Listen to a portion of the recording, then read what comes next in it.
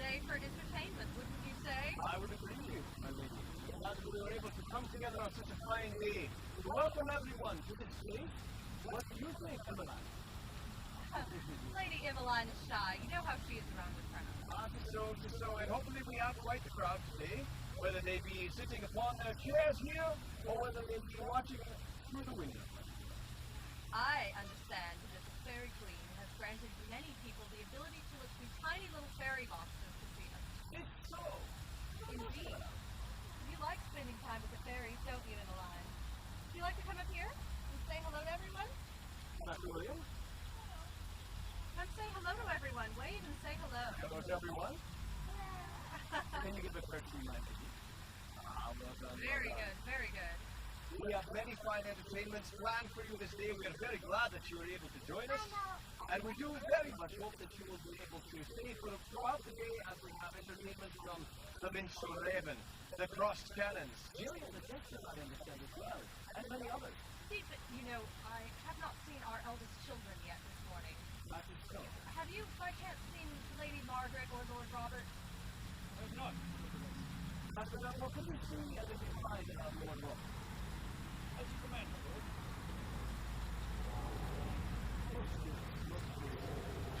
I will say that unlike last year, my mother is in France and your mother is in Scotland. Well, we'll finally have a peaceful day to ourselves. At least for a little while. Most I still have not had sign of Robert. Or Margaret. Normally, on a fair morning like this, Margaret has already toured the jousting fields, picked out her favorite horse and her favorite jouster. Indeed, will we be seeing anything of the jousting today? Oh, perhaps. Honestly, I'm not sure what all entertainment Master Miller has lined up for us. Most welcome. We shall all be surprised. Indeed, the steward of our household is very good at keeping us entertained, is he not, Lady Emmeline? Master Doubtmore! Master Doubtmore! Seems as though we're losing people left and right today. No, I think he has gone searching for Lord Robert. Have you seen your sister or your brother this morning? Have you seen Lady Maggie or Lord Robert? No? How about you? Have you seen Lady Maggie or Lord Robert? I have not seen him this morning. You know, actually, I saw Robert's footman in the hall this morning, but I didn't see Ayla Mackenzie anywhere. She's the lady in waiting for our daughter. What? I know you're terrible with names. The ladies in waiting to children. They don't wait very long, I'm afraid. Then why do they call them ladies in waiting? I've always wished to know. Well, you see, when you are a young lady of a certain age, and you would like to make a fine match, you come to work in a royal household. You become a lady in waiting. You're waiting for your opportunity to become lady of the house. But you have to make the proper matches in order to become lady of the house. Otherwise, you might very well become, a stewardess. Or a governess. Fine occupation. Master Doubtmore, who's our first entertainment? Come tell us.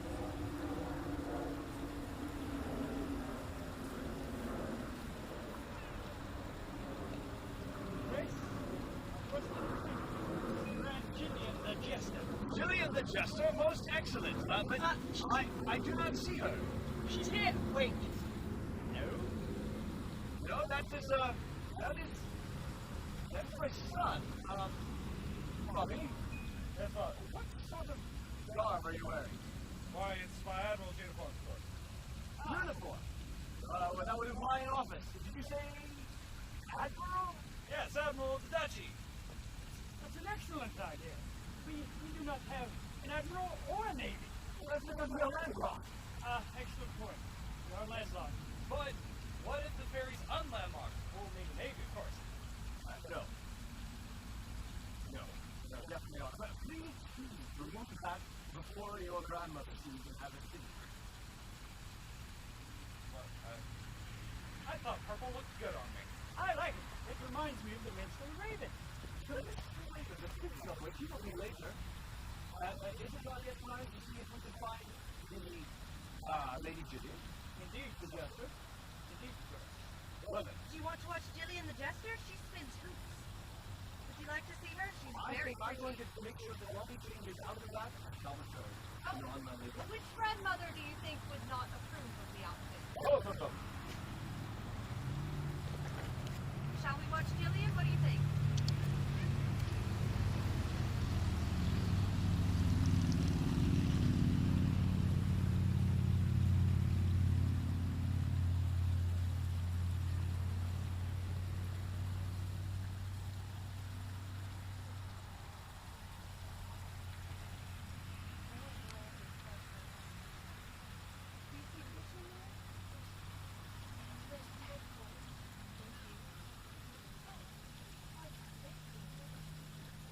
Are we cut? I'm still rolling. Are we cut?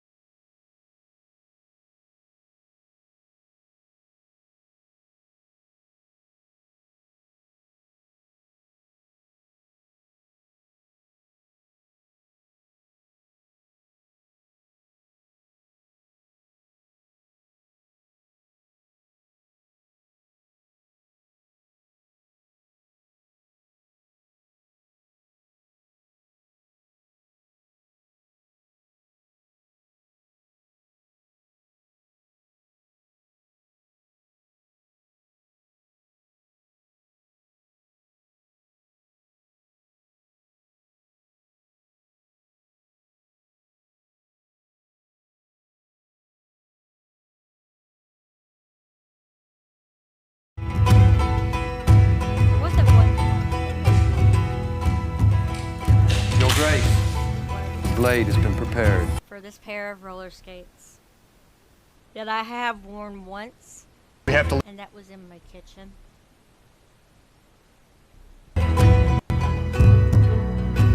Impulse buying is the best thing. I don't know what to do with them. They're sitting there.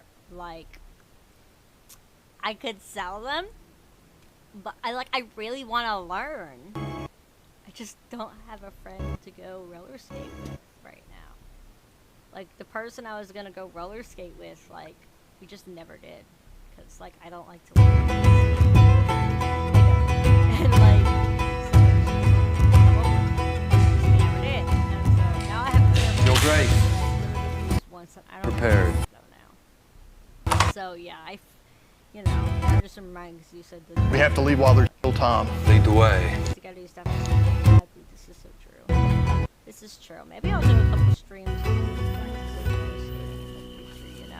I was also not doing it as well because it was super hot outside when I walked up. It's this way. And I was like, I ain't going out there. That's a heat stroke waiting to happen. Because, like, I get affected by the heat very easily. I get heat exhaustion like that, okay? I don't do well with the heat. I don't. And the cold affects me in different ways, but I can handle the cold a bit more. You can do this. The cold affects my... I don't really consider it gear.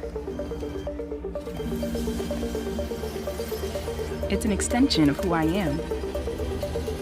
It blurs the line between fantasy and reality. Sometimes, I can't tell myself from my machine. I think that's by design.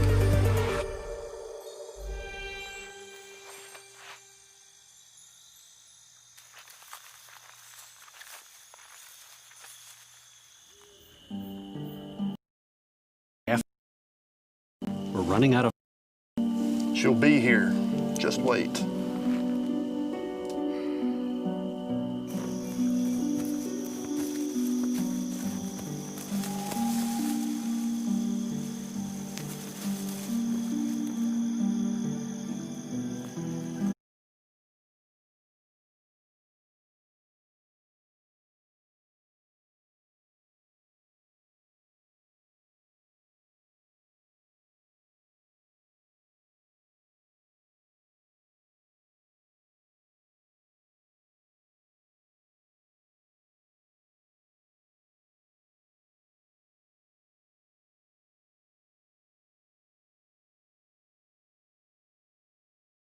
Fibromyalgia, a bit more.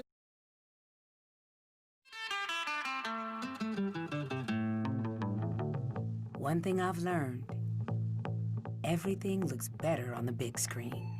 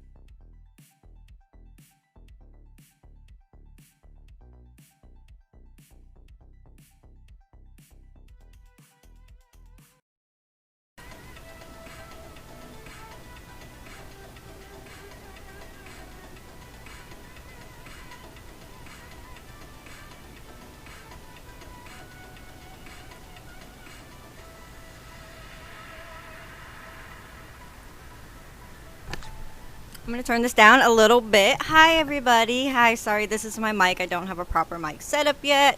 Hello to everybody that is both new and is from Twitch. I want to say hi to everybody. I am a jester for the Appalachian Renaissance Faire. Hello, welcome so much to my page. Soon you will see jester things and of the sorts. I'm gonna go grab my hula hoops and my flow props, and I'll be right back in a minute here. Why are we getting feedback? Sorry about that. Okay, so let me go grab my flow props, and I'll be right back here in a second. There, I took care of the feedback. So sorry about that echo there. I know that is incredibly annoying. Be right back.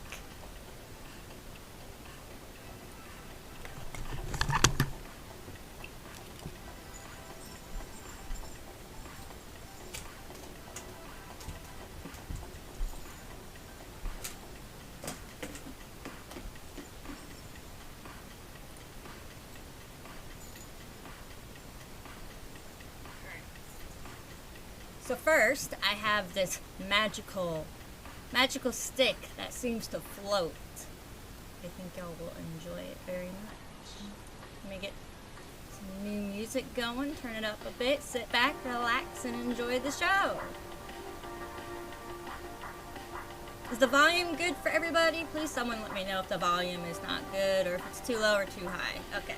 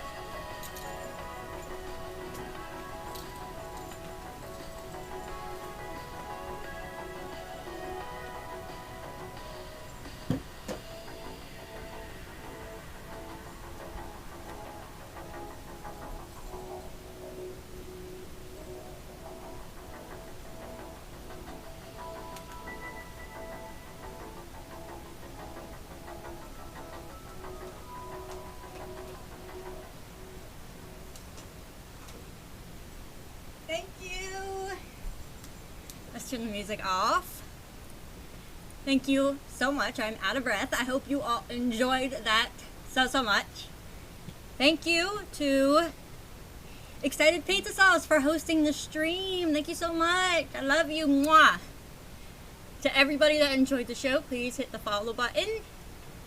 The next act, because the show is not over yet, is right here. Please go to this link.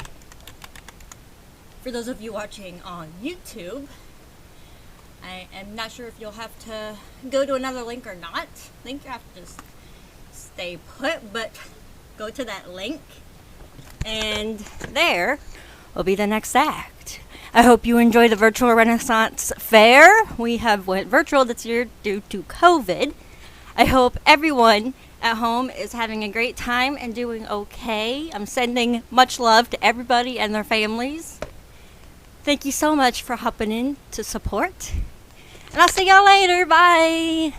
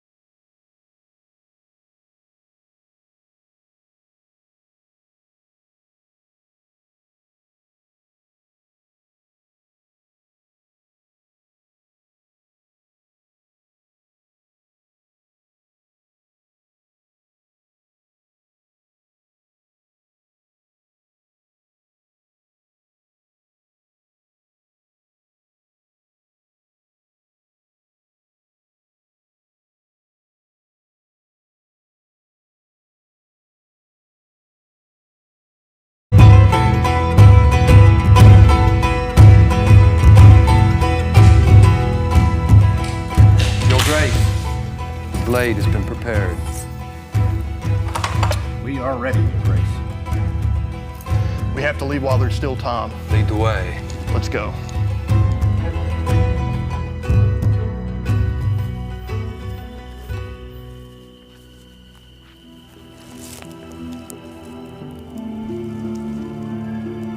It's this way.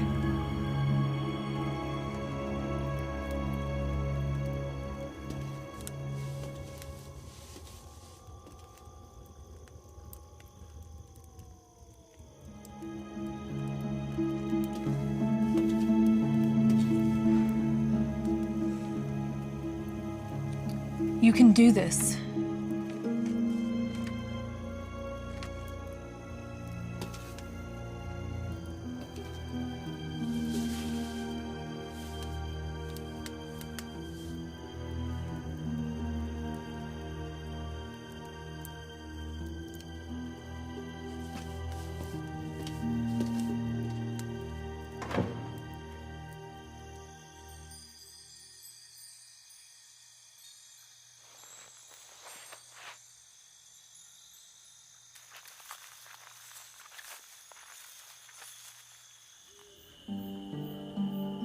We have to hurry, Your Grace. We're running out of time. She'll be here. Just wait.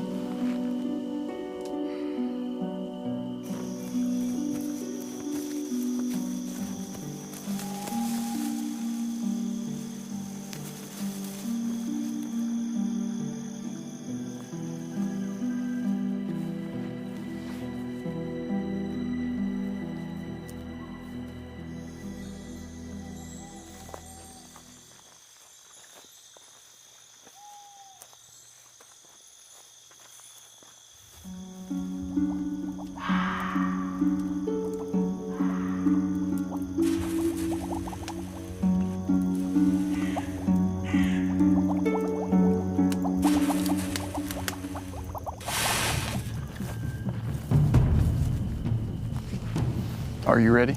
Always. Your sword, my love. Thank you. Now let's get out of here.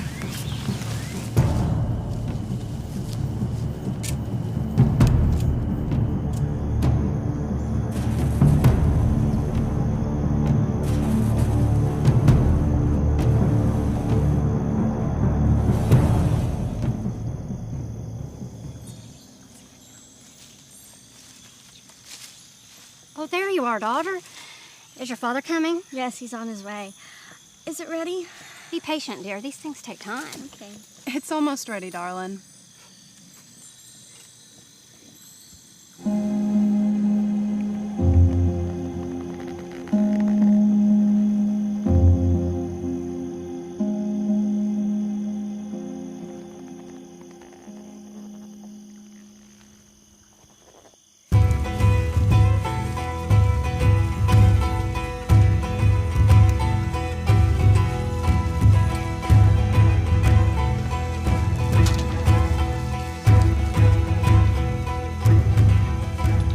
Just in time, I see.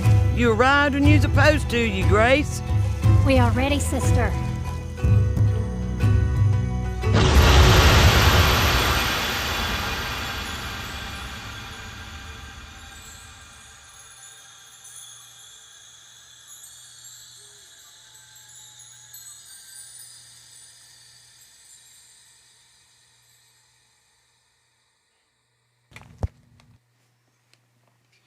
Is it a true story? Of course it is. Young'un, there's a little bit of truth to all fairy tales. When can I hear the rest? You have to wait for the fair. Be patient. It's coming. Okay.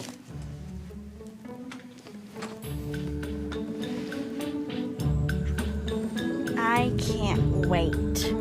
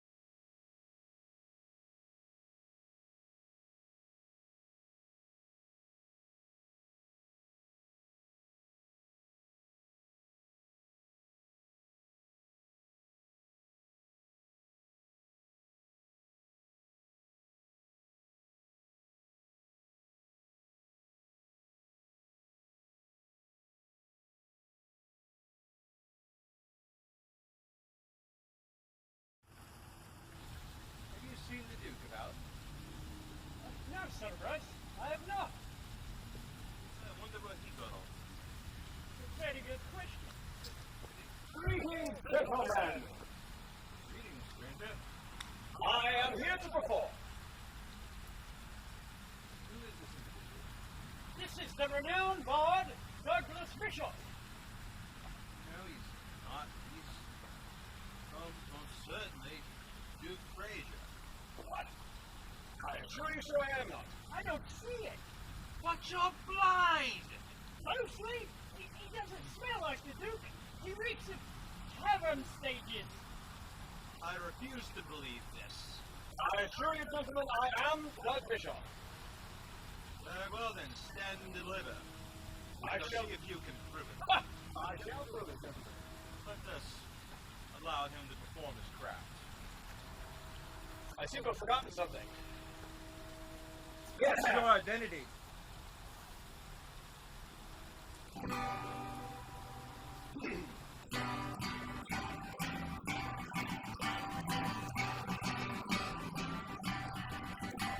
Oh, goodness. Good thing. I'm honored.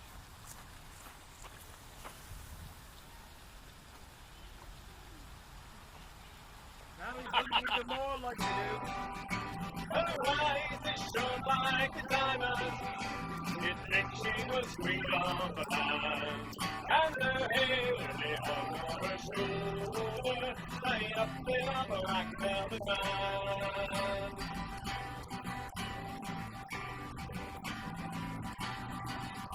In a wee little town they call Belfast, a horrendous tree I was born. And pennies to take us sweet happiness I spent in that wee little town. Till bad misfortune came for me and made me stray from the land. All away from people, friends and relations, all people like velvet bands. Her eyes, they shone like the diamonds. You'd think she was queen of the land. And her hair hung over her shoulder, tied up with a black velvet band.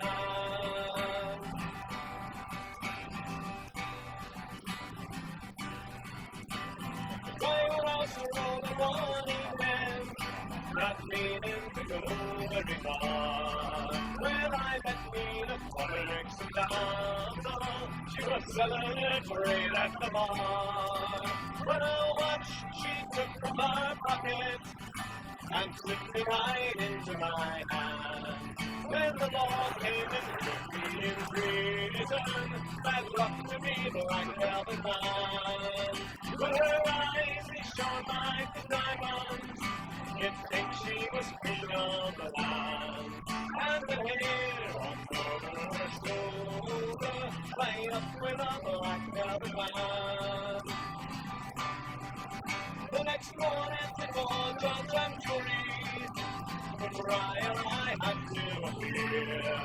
And the judge, he says to young lady, no, the case against you is quite clear. And 10 long years is your sentence. You're going to the anti-man's land. Gone away from your friends and relations, all of the black velvet band. But her eyes, they shone like the diamonds. You'd think she was queen of the land. And the hair hung over her shoulder, tied up with a black velvet band.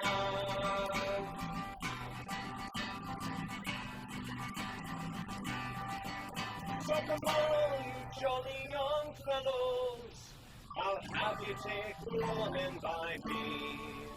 For whenever you're offered the liquor, me lads, beware of those pretty coffins. All else can you will whiskey and porter, till you are not able to stand. When the very next thing that you know me lads, you planted in Van Diemen's Land. While her eyes they shone like the diamonds, you'd think she was queen of the land.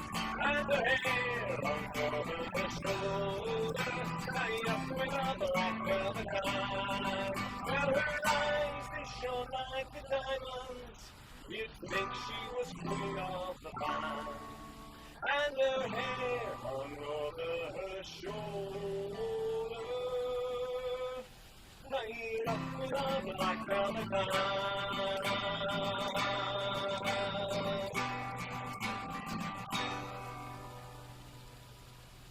you, good lords and ladies, and all gentles, welcome here upon this beauteous day. Could ne'er have asked for a better day in this fine month of November. And what a way to celebrate our fair day than with music, song, friends, and dancing, and all things merry upon this day. Allow me to introduce myself. I am Douglas Bishop. It will be my honor to entertain you for the next half hour. Do not pay any mind to the fact that I have a startling resemblance to the Duke. It's just good breeding. Now, I understand that there's an admiral in the Duchy. And that means that somewhere out there, to give him something to do, there be pirates.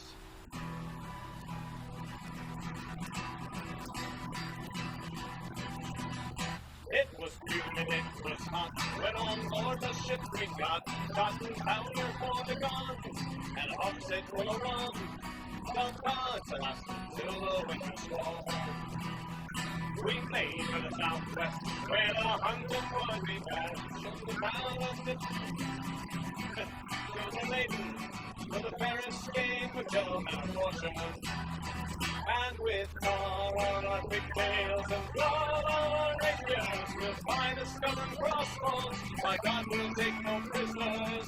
My brave boys will still put funny way, boys. Hoist the Johnny Roger at the break of day. From up the crow's nest then, called the third thing Mr. Bryn, set the course and hold her steady, and for action make her ready. Then the Spanish merchant off the starboard bow.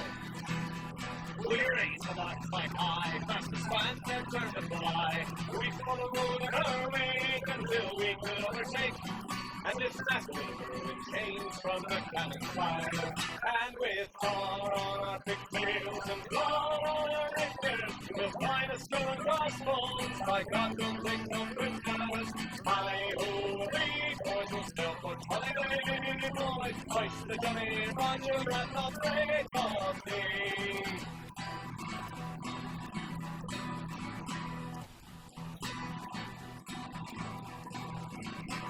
We pulled up alongside with armor, amply hooks and line, saw three dead the chains and flame. With pikes and swords, pistols, fists and feet. Fell from the darkness to the dawn, as the battle raged on. We fought with manly fitness, as we meant to leave no witness. We lost Mr. Flynn and one leg from the cabin boy. But with their treasure we retired, and we set a canvas fire. Let her sink into the deep, where her silent bones will sleep. And we forged a leg of gold for the cabin boy. And with tar on our pigtails and blood on our rapiers, we'll find a skull and crossbones. My God, we'll take no prisoners. Hi-ho, we boys will still put holiday, boys. Hoist the Jolly Roger at the break of day. It was August and still warm, when to Trolley we returned. 58 days on the main, and we no need to sail again. We'd gold and silver more than we could spend. Now half a century has passed, and of that crew I am the last. 50 years I rolled these docks, and when I get a chance to talk, I tell them how I got this golden thread. And with tar on our pigtails and blood on our rapiers, we'll find a skull and crossbones. My God, we'll take no prisoners. Hi-ho, we boys will still put funny bay, boys. Hoist the Jolly Roger at the break of day. And with tar on our pigtails, blood on our rapiers, we'll find a skull and crossbones. My God, we'll take no prisoners. Hi-ho, we boys will still put funny bay, boys. Hoist the Jolly Roger at the break of day.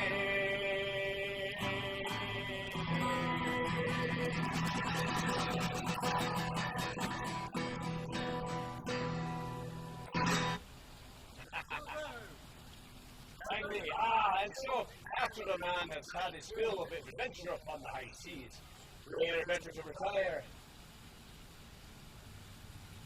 than to a drink at the pub. But a pub is not a safe place, one might think. Sometimes dire deeds and strange things will happen there as well. Allow me to sing you a tale of one such occasion.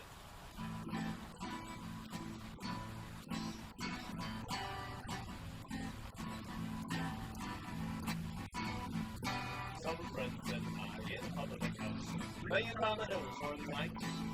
Into the room, the barman came in face all chalky and white. What's up, says Brown? Have you seen a ghost? Have you seen your Aunt Mariah? Oh, my Aunt Mariah, be buggered, says he. The bloody clock's on fire.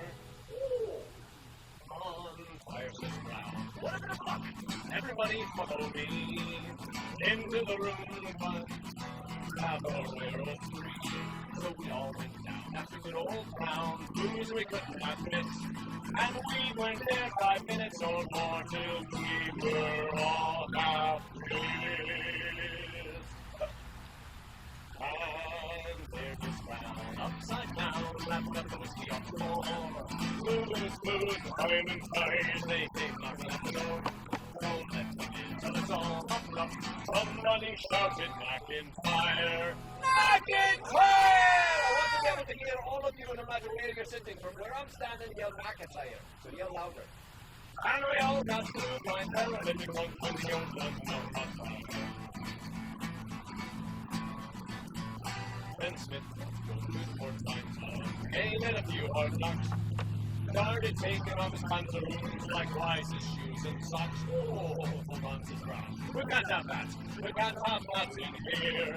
So go washing your trousers in the port wine tub when we've got all this light beer.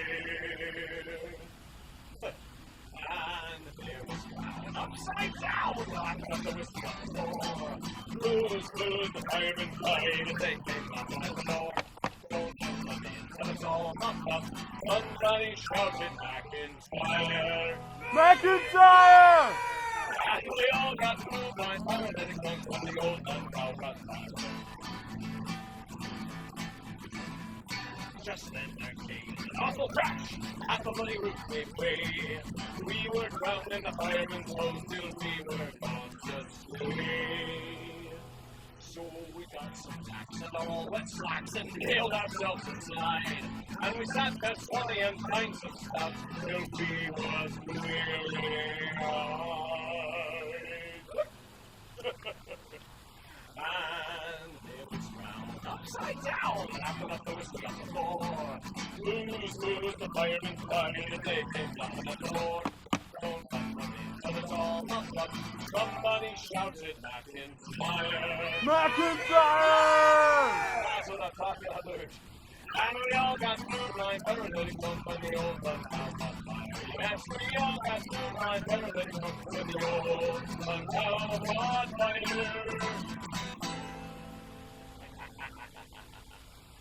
Yes, it was a fine evening as I recall. We tried not to get burned. And speaking of being burned in a tavern, a moment while my throat is being burned. Who knows it would be so warm in November? I do remember another time in a pub when we were all burned in a different sort of way. But that's a different tale, which I shall now tell.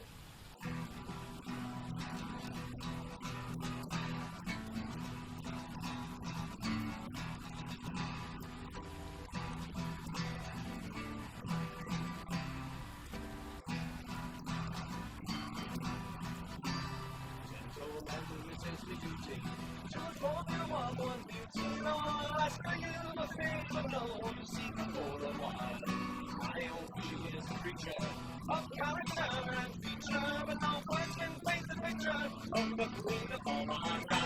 And if you could have seen her there, only you just went there. The swan was in her movement down the morning in her smile. All the roses were garden, they blonde was your and for now one could match the beauty of the Queen of Appalachia. On this evening that I mentioned, I passed the line in center, no awards of a dear country known for beauty and for her smile. In that place of noble figures, great brothers and great drinkers, but above them all was relentless shone the Queen of Appalachia. And if you could have seen her there, boy, did you just been there. The swan was in her movement and the morning in her smile.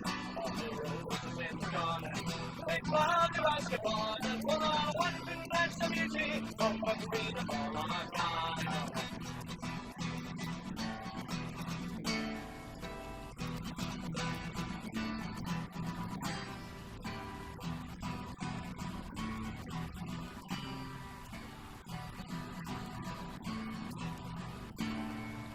my lights I needs must leave thee.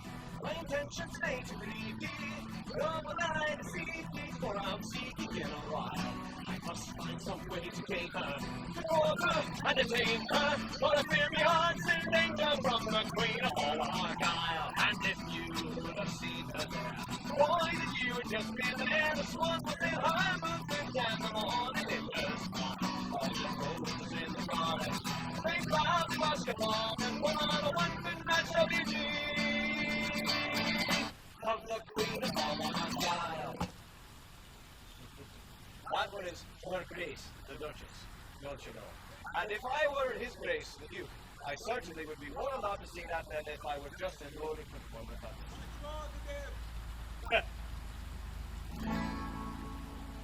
But now I will sing things a wee bit more down. And sometimes we cannot all have great parties in life. Sometimes darker times must fall upon us all. One such time being when one loses a good friend. And as anyone who's ever been to an Irish funeral can tell you, they are very somber affairs. Somber affairs. Somber affairs. Oh,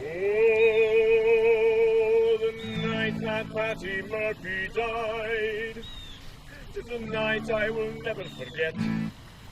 Some of the boys got loaded drunk, and they ain't got sober yet. 'Tis true.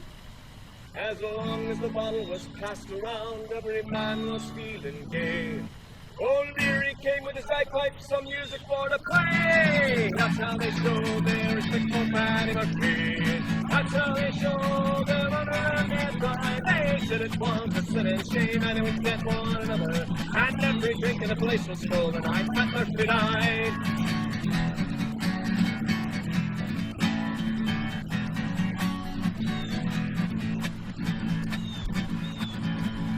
At 2 o'clock in the morning, after emptying a jug, borrows up the icebox, led the seat for Paddy's mug. They stopped the clock so Mrs. Murphy could not tell the time. And at 2:15, we argued it was 9. That's how they showed their respect for Paddy Murphy. That's how they showed their honor and their pride. They said it was a sin and shame, and they winked at one another. And every drink in the place was full the night Pat Murphy died.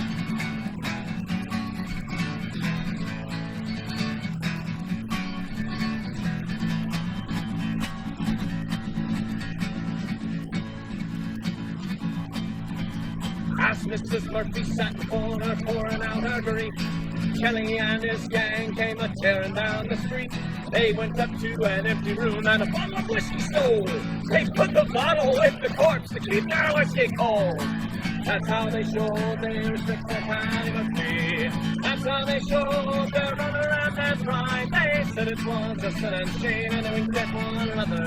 And every drink in the place was full the night Pat Murphy died.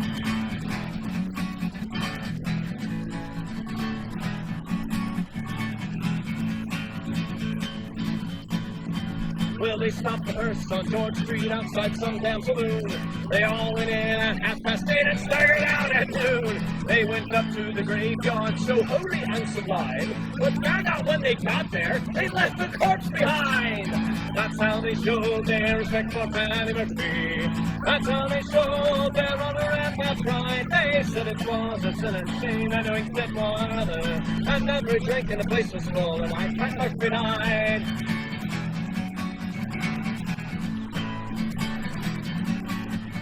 Oh, the night that Paddy Murphy died is a night I'll never forget. Some of the boys got loaded drunk and they ain't got sober yet. As long as the bottle was passed around, every man was feeling gay. Oh, Leary came with a bagpipe, some music for to play. That's how they showed their respect for Paddy Murphy. That's how they showed their honor and their pride. They said it was a sin and shame, they winked at one another. And every drink in the place was full the night Pat Murphy died. Oh, every drink in the place was full the night Pat Murphy died. Well, I did say it was a somber affair, did I not? Certainly didn't mean sober. Woo. But, indeed I do jest. I do enjoy singing the songs that talk about those things most dear to the Scottish soul. And in this particular case, the thing most dear to the Scottish soul are the ladies. Need to catch my breath after that one. Funerals are tiring affairs, don't you know?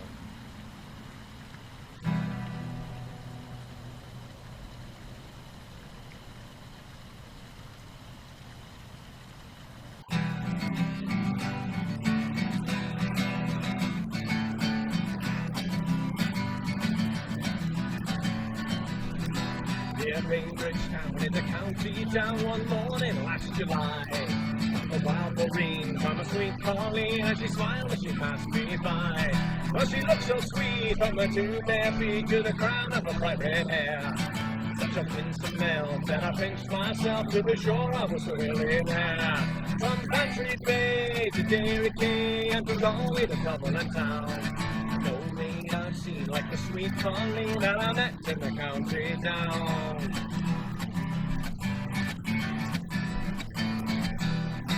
As she onward sped, sure I scratched my head, and I glanced with a feeling rare. And I says I to a passer-by, he's the maid with the bright red hair. Well, he looks at me, and with pride says he, that's the gem of our Ireland's crown. Young Rosie began from the banks of the Bann, she's the star of the county town. From Country Bay to Derry Quay, and from Galway to Dublin town. No maid I've seen like the sweet Colleen that I met in the county town.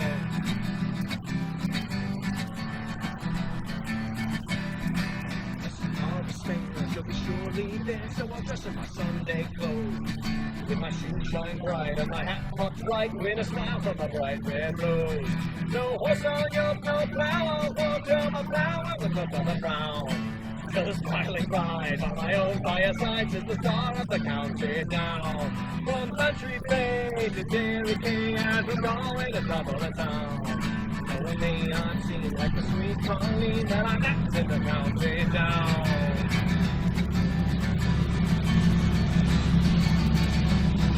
From Country Bay to Derry Quay and from Galway to Dublin town. No maid I've seen like the sweet Colleen that I met in the county town. One of my favorites. One of my favorites. Listen, puts me in mind of her grace indeed.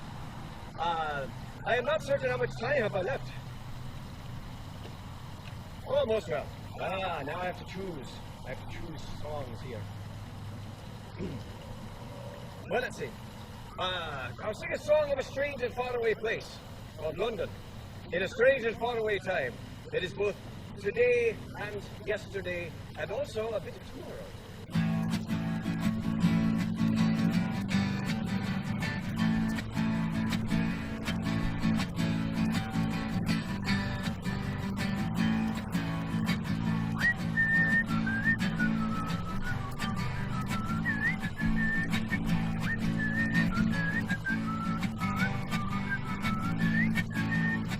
Above the smoke and ash of London's dreary scene, there came a silvery airship from a cloud of boiling steam. My secret men of science came a voice inside, and then 100 men to farm the ship before it sailed again. It's Professor James' improbable ship that sailed the air. It's magical, technical, quite beyond compare. Professor James' improbable ship that sailed the air. We never know where we'll go until we're finally there.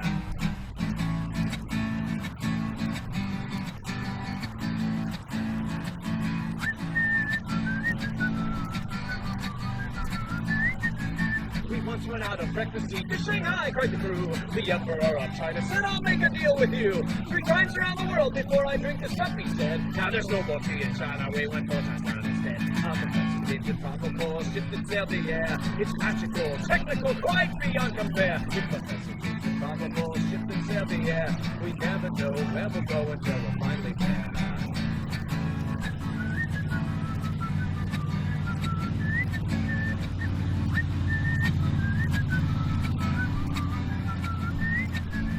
Professor James wants to do us. Let's take her up to Mars. 100 leagues into the air, we sailed up toward the stars. The weaknesses confounded us. The ship would run no more. We turned the airship upside down and floated to the floor. Professor James' improbable ship that sailed the air. It's magical, technical, quite beyond compare. Professor James' improbable ship that sailed the air. We never know where we'll go until we're finally there.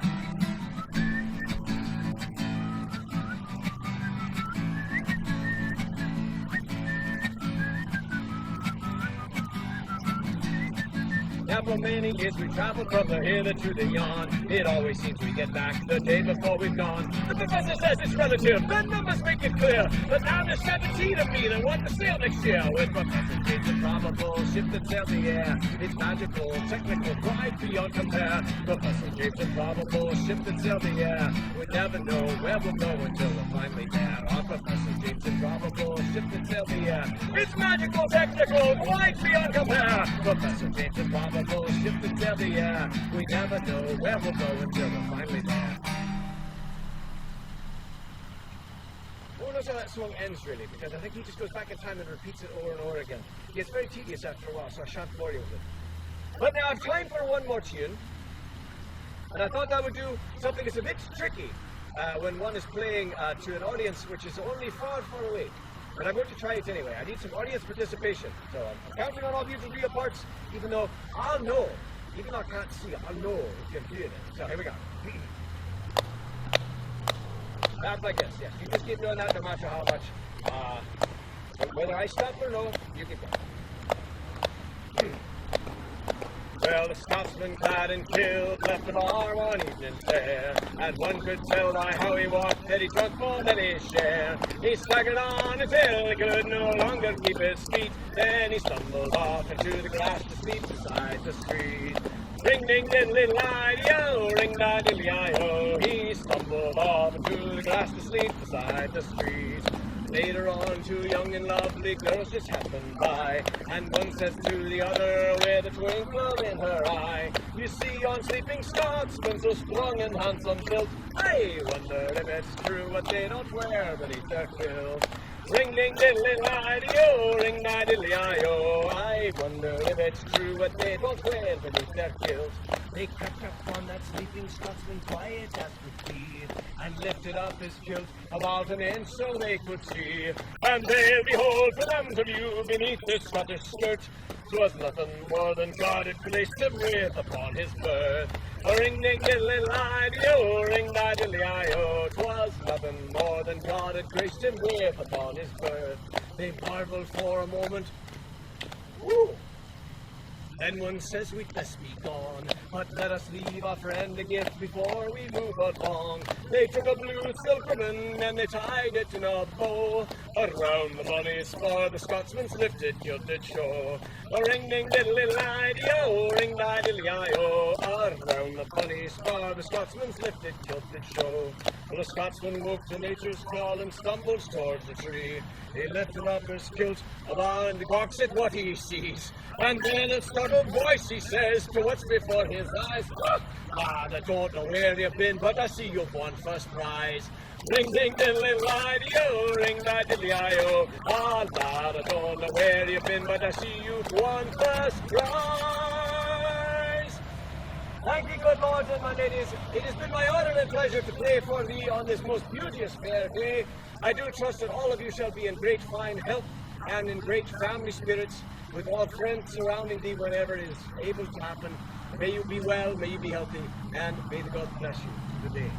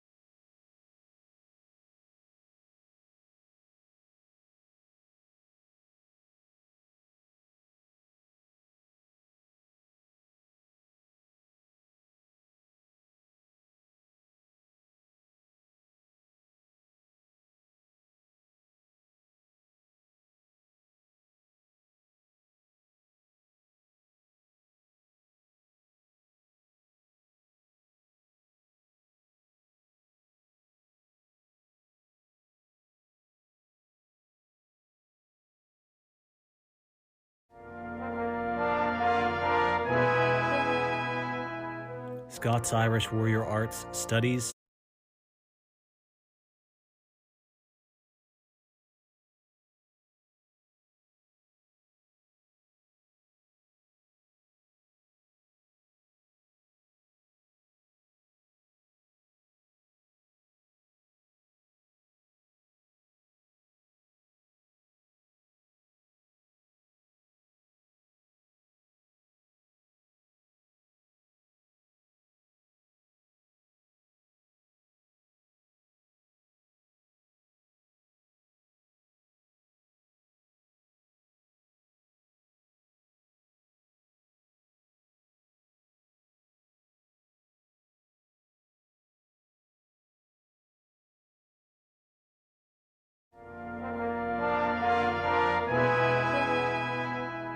Scots-Irish warrior arts studies, the sword.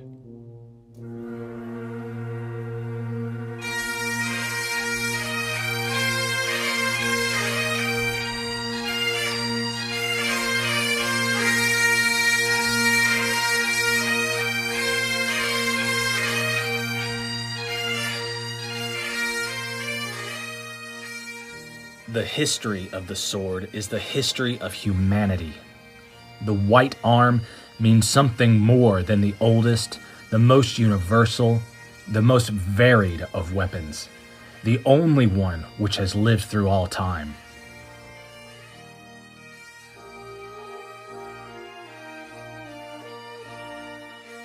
He, she, or it, for the gender of the sword varies, has been worshipped with priestly sacrifices as a present god. Hebrew revelation represents the sharp and two-edged sword going out of the mouth of the King of Kings and Lord of Lords.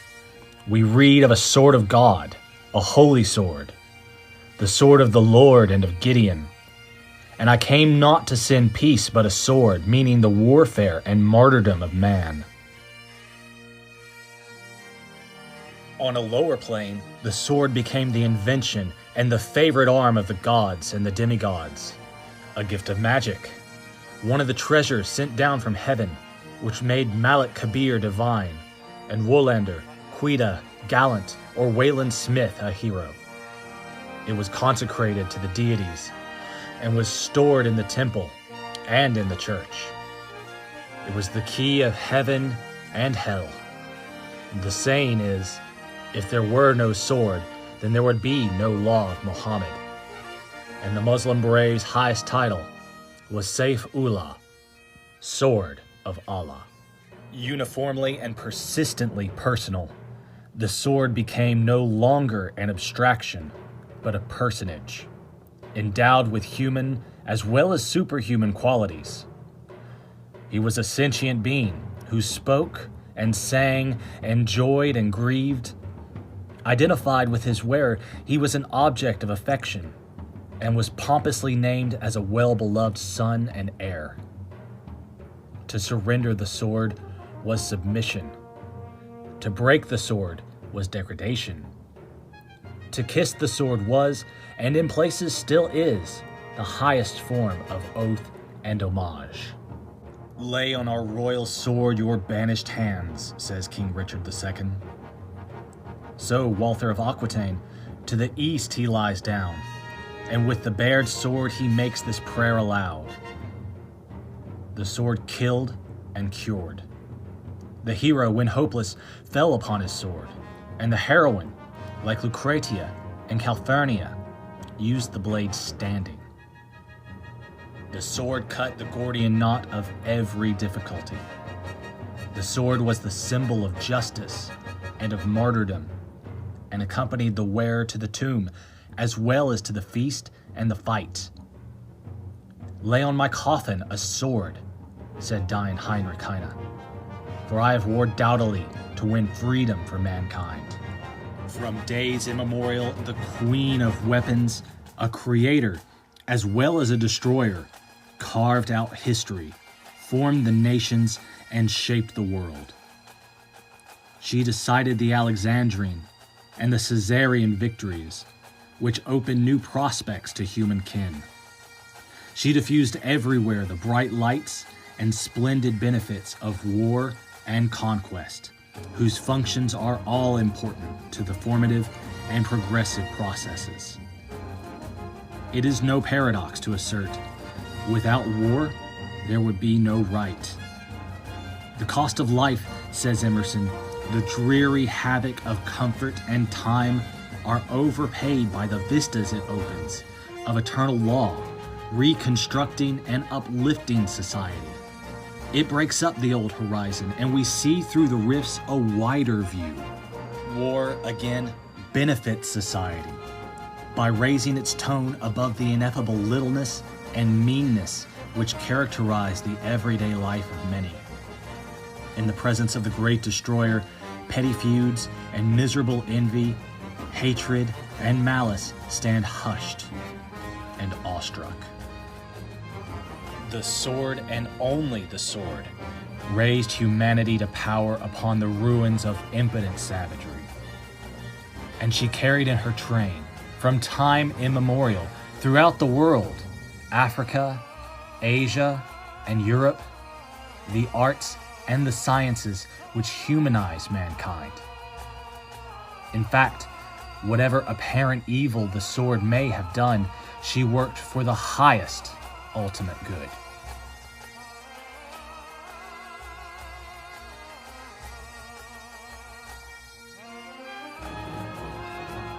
During the knightly ages, the good sword of the paladin and the chevalier embodied a new faith, the religion of honor, the first step towards the religion of humanity.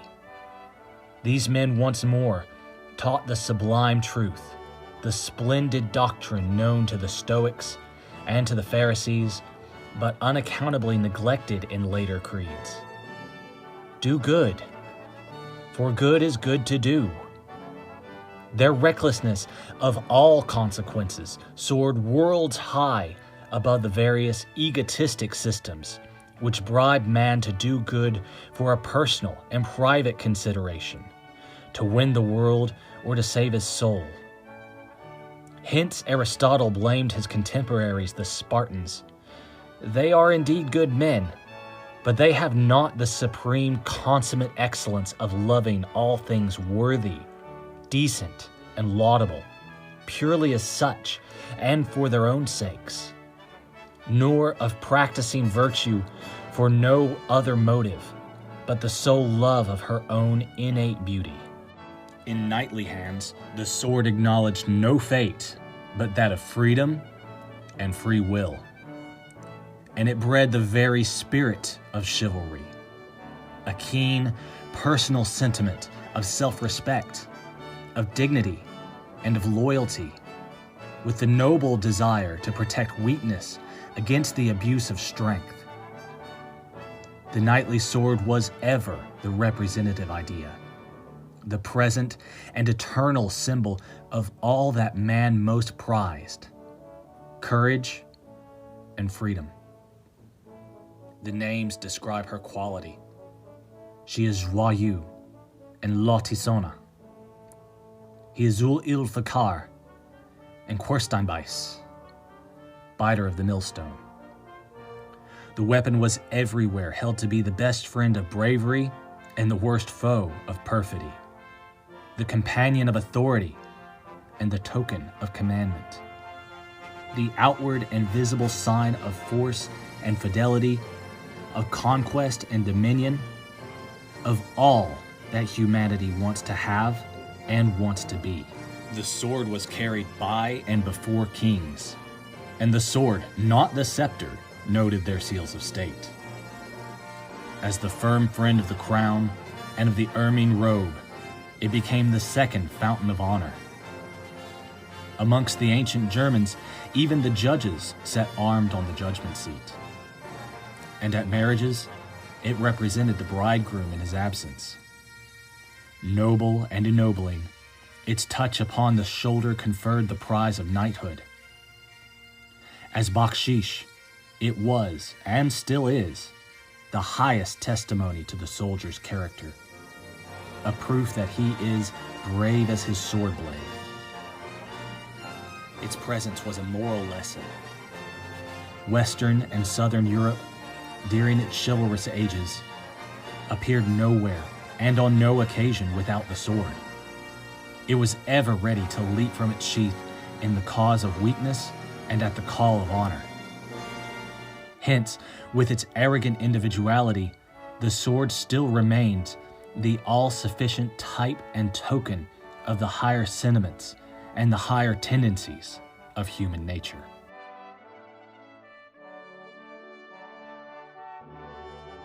In society, the position of the sword was remarkable.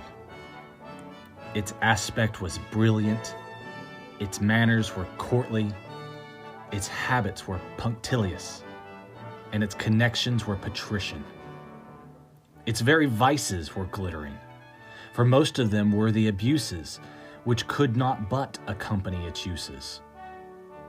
It bore itself haughtily as a victor, an arbitrator, and necessarily there were times when its superlative qualities showed corresponding defects. Handled by the vile, it too often became, in the syllogism of violence, an incubus, a blusterer, a bully, a tyrant, a murderer, an assassin, in fact, death's stamp.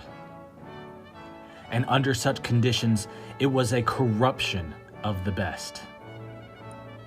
But its lapses were individual and transient.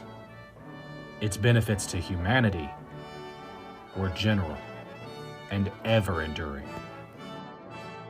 The highest period of the sword was the early 16th century, that mighty landmark separating the dark past from the brilliant present of Europe. The sudden awakening and excitement of man's mind, produced by the revival of learning and the marriage union of the West with the East, by the discovering of a new hemisphere, the doubling of the world, by the so-called Reformation, a northern protest against the slavery of the soul, by the widespread of the printing press, which meant knowledge, and, simultaneously, by the illumination of that electric spark generated from the contact of human thought, suddenly changed the status of the sword. It was no longer an assailant, a slaughterer. It became a defender, a preserver. It learned to be a shield. And now arose swordsmanship proper, when the art of arms meant amongst the old masters the art of fence. The 16th century was its golden age. At this time, the sword was not only the queen of weapons, but the weapon paramount between man and man. Then, advancing by slow, stealthy, and stumbling steps, the age of gunpowder, of villainous saltpeter, appeared upon the scene of life.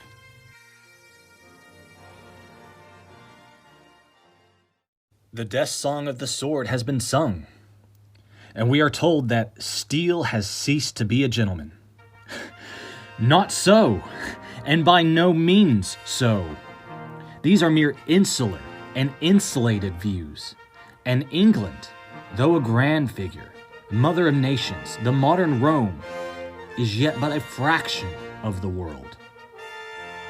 The Englishman, and for that matter, the German and the Scandinavian, adopted with a protest, and right unwillingly, swordsmanship proper, that is, rapier and point, the peculiar and especial weapon, offensive and defensive, of southern Europe, Spain, Italy, and France.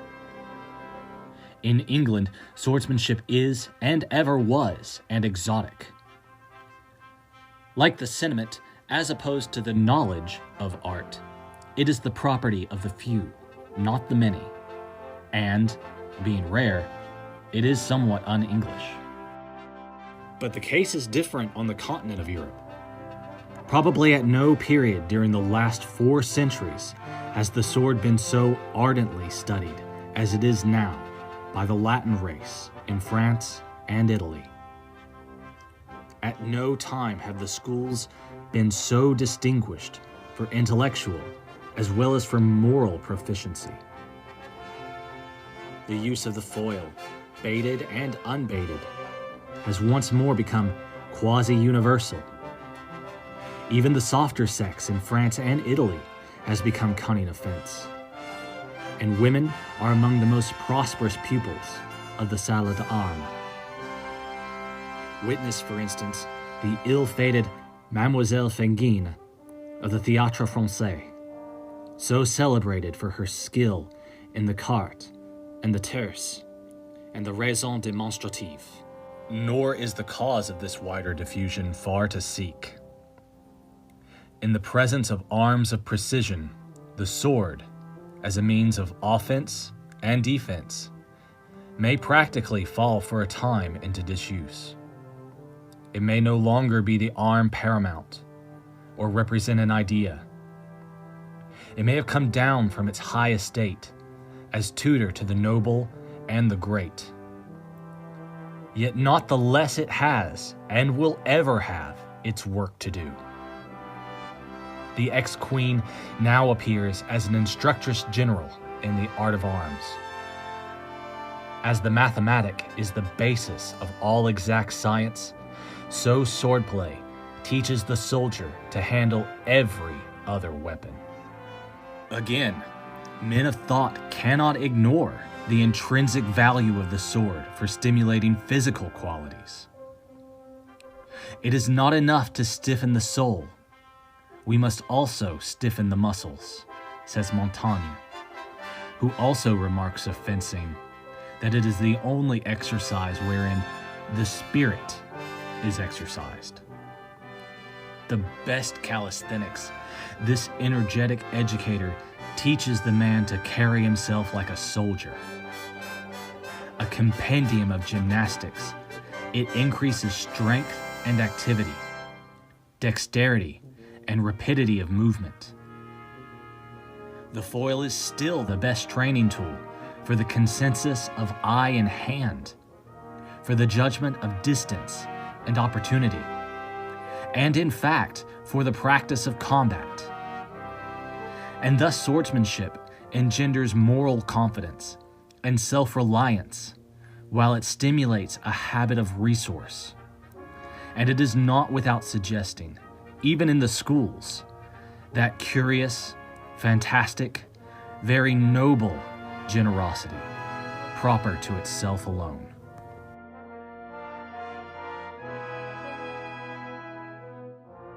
We have now assisted at the birth of the sword, in the shape of a bit of wood, charred and sharpened. We have seen its several stages of youth and growth to bone and stone, to copper and bronze, to iron and steel. When it had sufficiently developed itself, Egypt gave it a name, Sfet. And this name, at least 50 centuries old, still clings to it and will cling to it. In the hands of the old Nilotis, the sword spread culture and civilization throughout adjoining Africa and Western Asia. The Phoenicians carried it wide and side over the world then known to man. The Greeks won with it their liberty and developed with it their citizenship. Wielded by the Romans, it enthroned the reign of law and laid the foundation for the brotherhood of mankind. Thus, though it soaked the earth with the blood of her sons, the sword has ever been true to its mission, the progress of society. Those words were spoken by Sir Richard Francis Burton, who believed that the sword made everyone, men and women, into the best versions of themselves. His words are a challenge and an invitation, one which we at Scots-Irish Warrior Arts extend now to you. Join us, study the sword, and learn not how to cut another man's flesh, but how to cut away the parts of yourself that are unworthy of the person you could become. Hope to see you there.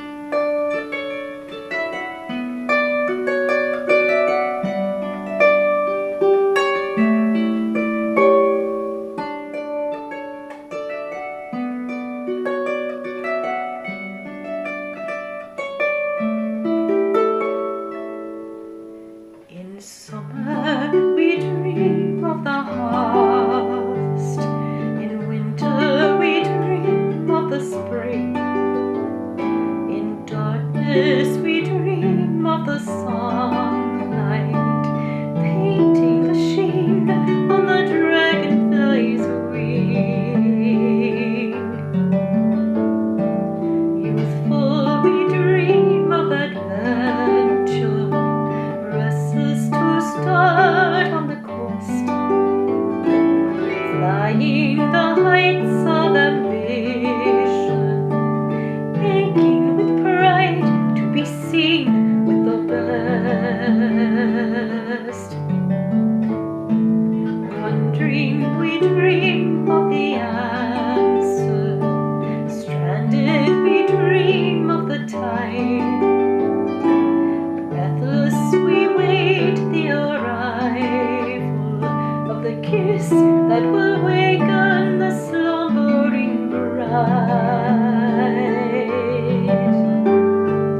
Spin all your dreams on the wheel of the year. Summer will come around again.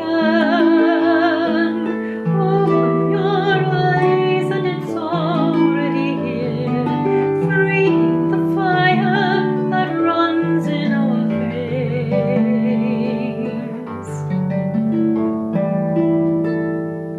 Hungry we dream of the farmlands, rich with the seed and the root.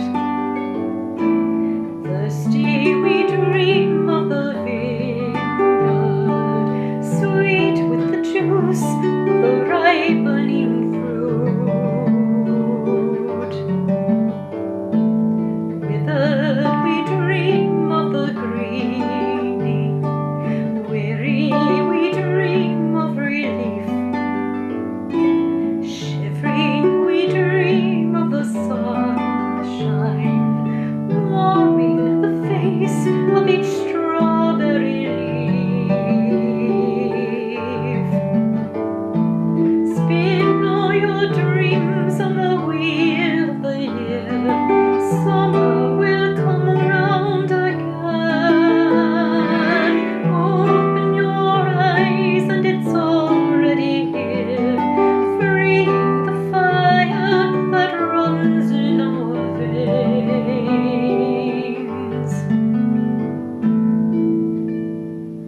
Nodding, we dream of our young loves, of kisses bestowed in the rain. How rivers once frozen were melting, freeing the fire that ran in our veins.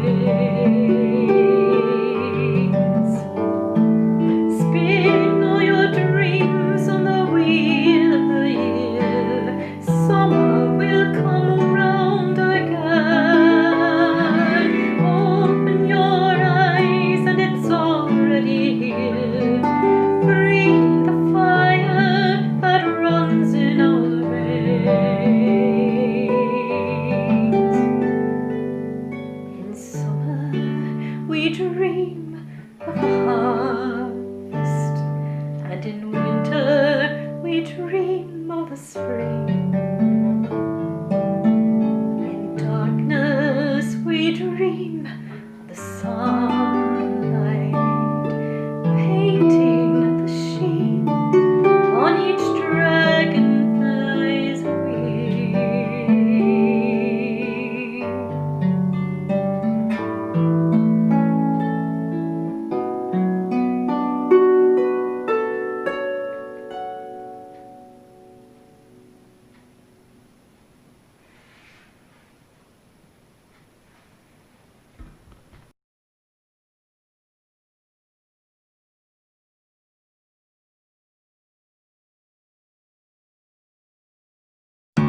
Grammarly helps make your writing clear and concise, no matter where you are.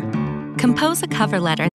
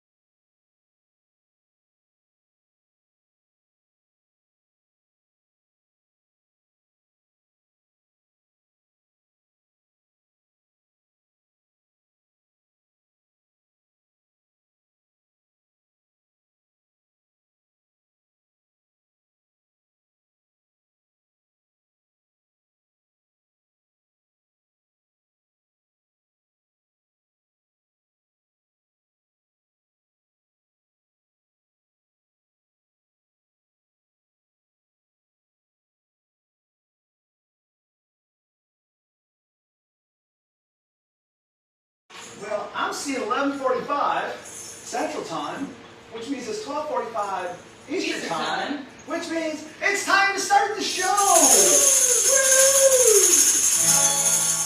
Hello, boys and girls, I am the minstrel, but not the kind that sings a serenade.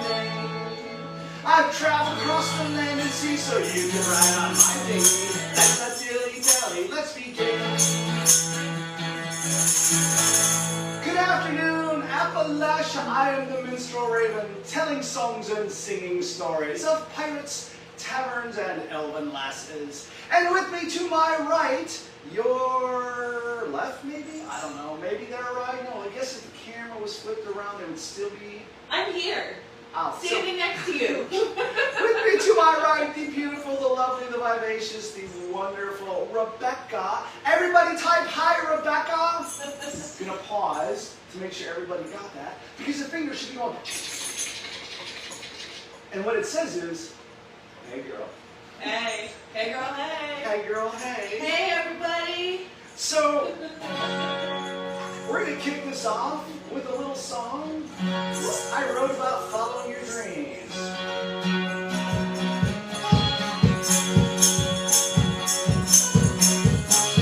Sunlight dancing on the wings, perfection in routine. Soul turning in the air, condition rarely seen. Noting for you a midnight dream, and inspiration suddenly. Carried by the morning breeze, a haunted melody. Here and now, calling me. Wind across the feather sings, like a haunted melody. Eyes of silver wings.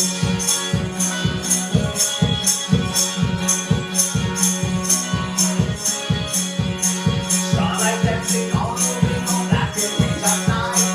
Giving kicks to passing cars, silver wings on high. Sunset cloud, she's teasing me. On and on, she's singing me. Twist and tumble, and haunting melody. Here and now, she's calling me. Wind across the fantasy. Like a haunting melody. Eyes of silver wings.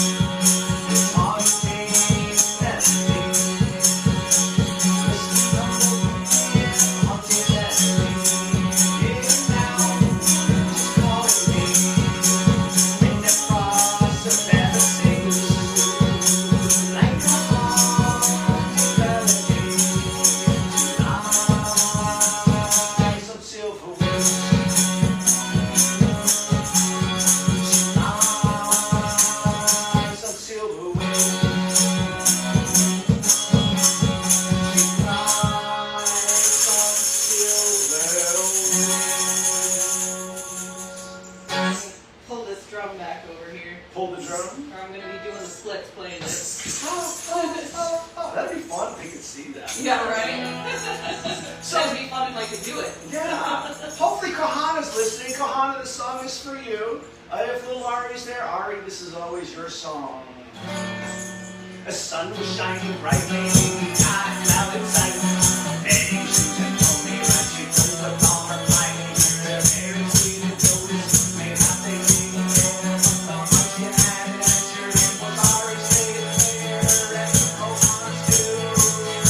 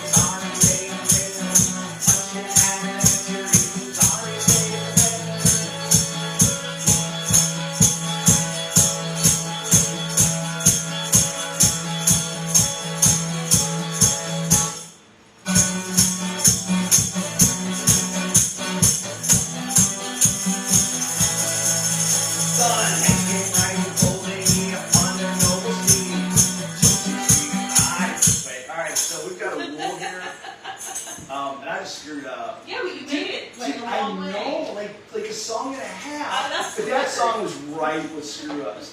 So there's two things that will happen. One, I will screw up. It's a fact of life. It's gonna happen. I'm distracted by Rebecca. I'm not sorry. Laugh like that again. See what I mean? Oh wait, this is a family-friendly show. Not distracted in the least. Anyway, so I screw up, and you all yell drink, or type drink, and we all take a drink. And for the Gwendolyn, we love you. We're gonna do this one time because we love the Gwendolyn. Everybody, take a drink of your drink. We love you, Gwendolyn. And so everybody, I don't care what you drink. It could be milk, it could be water. If you're in Tennessee, it's absolutely moonshine. We are drinking butter beer, butterscotch cider from Running Vines, like here locally. So It's that's so good. I'm not drunk yet. I just keep talking and talking.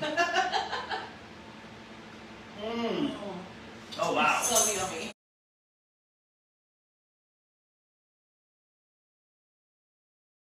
Wow, whose idea was that? Can I just screw up the rest of the show and not actually perform anything?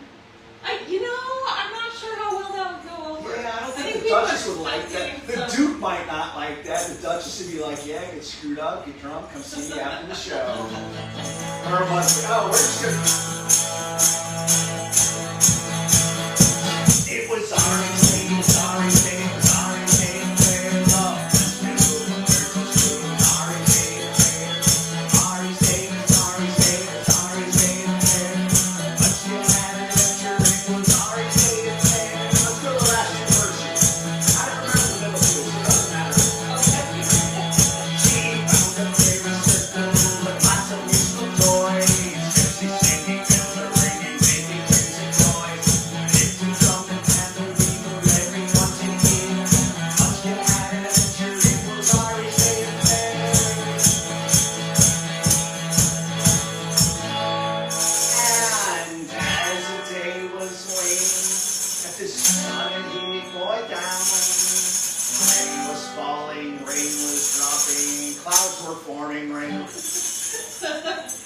There was weather.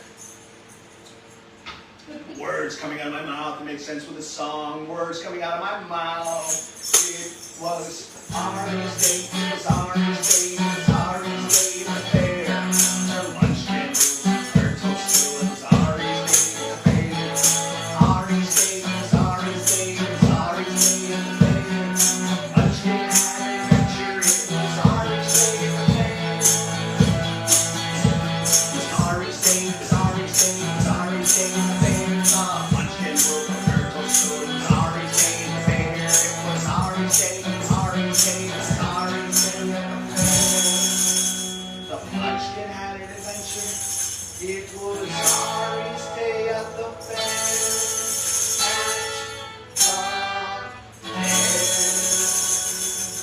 Got the purple scarf back there.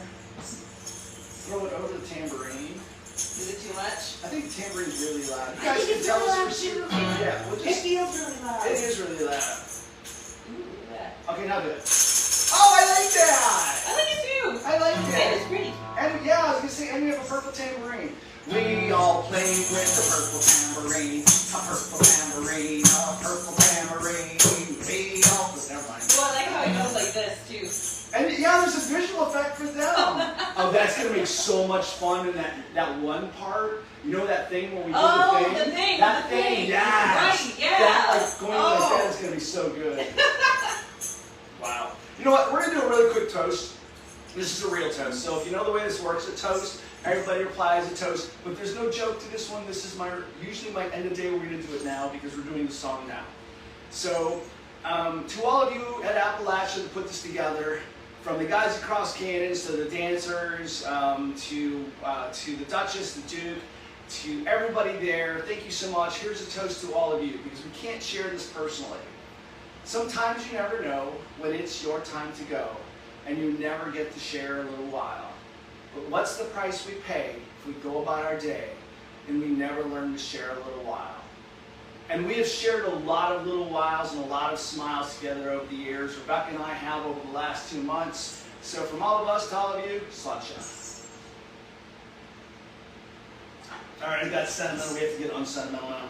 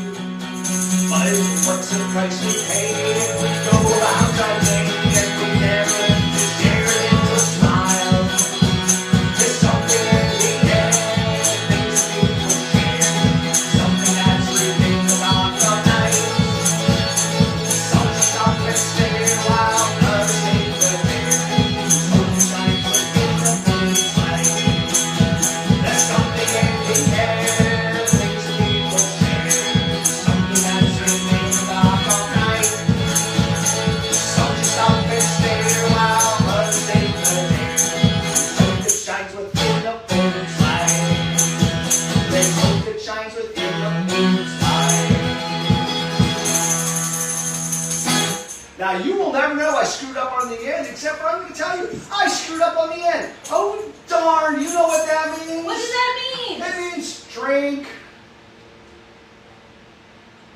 Oh, yum, yum, I feel yum. like you did it on purpose because it's so good. Me? On purpose? Yes. Oh. So, you'll notice in the description up at the top, there's a lot of links. Please go up to the top, and a lot of links there. One is the GoFundMe for Appalachian Renaissance Festival. Go check that out. Another one's a link to the actual show all day long on YouTube. That's there as well. The final link is going to be the link that's following me, which is the Duke and Duchess. Hello, darling. We'll see you later. And then before us was Sword Circle, I believe is who they were. Sword Circle was before them, so make sure you go back and find them and send them a few dollars too. Send us a whole bunch of dollars, but send them a few dollars, okay? We would really appreciate that. And if you'd like to do a little more than send us, and there's a reason why I'm doing this. If you'd like to send us a few more dollars, my PayPal's up there, my Venmo's up there. And what do we have for sale today, Rebecca? We have CDs. We do? We do, Can we pull them out for people? We can. I'm going to move my phone so I can do that. Look at that. So, some of the songs we did early, Silver Wings, Full Moon's Light, actually all the songs we've done so far are on this album right here, The Minstrel of the Harp, $15. And then this album over here is our less than friendly for children album. I think it's very friendly for adults. It's very adult friendly.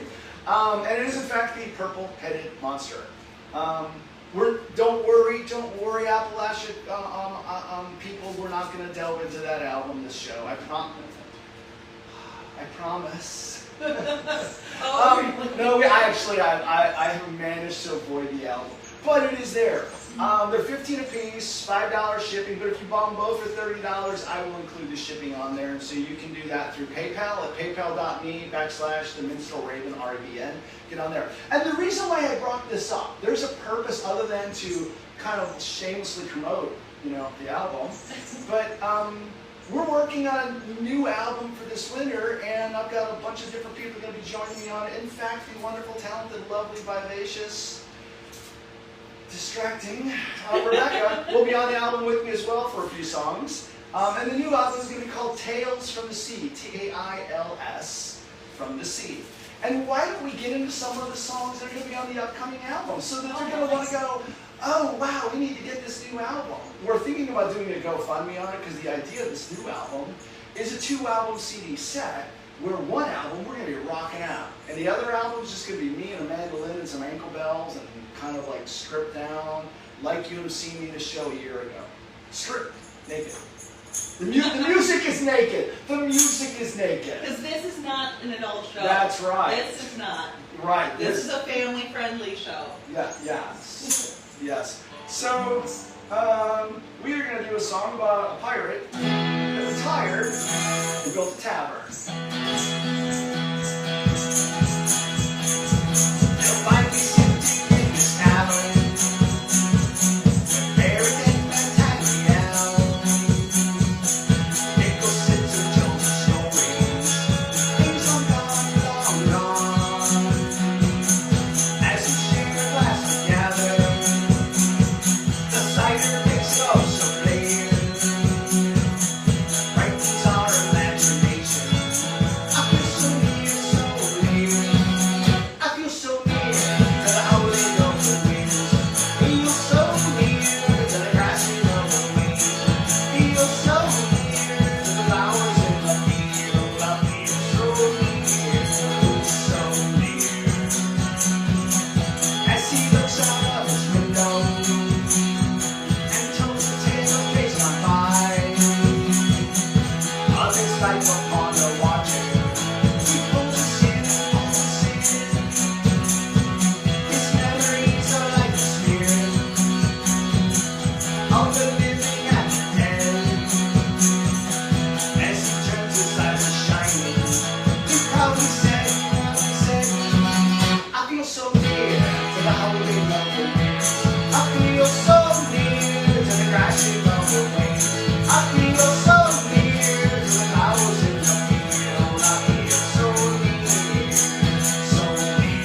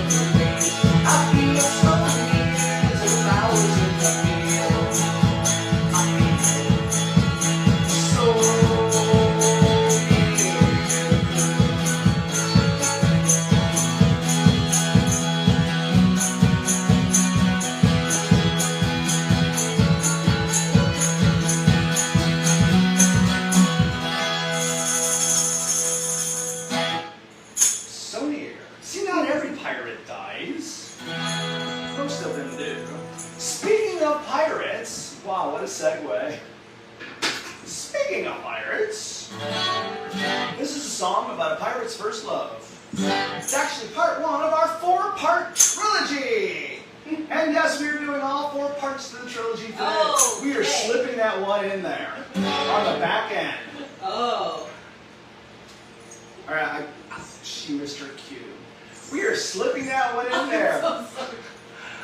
At the end of the set, on the back end. That's what she said. Thank you. I was busy doing that clever wink. Yeah. Oh, that's right. Yeah, I got the clever wink instead of the appropriate. So here we go.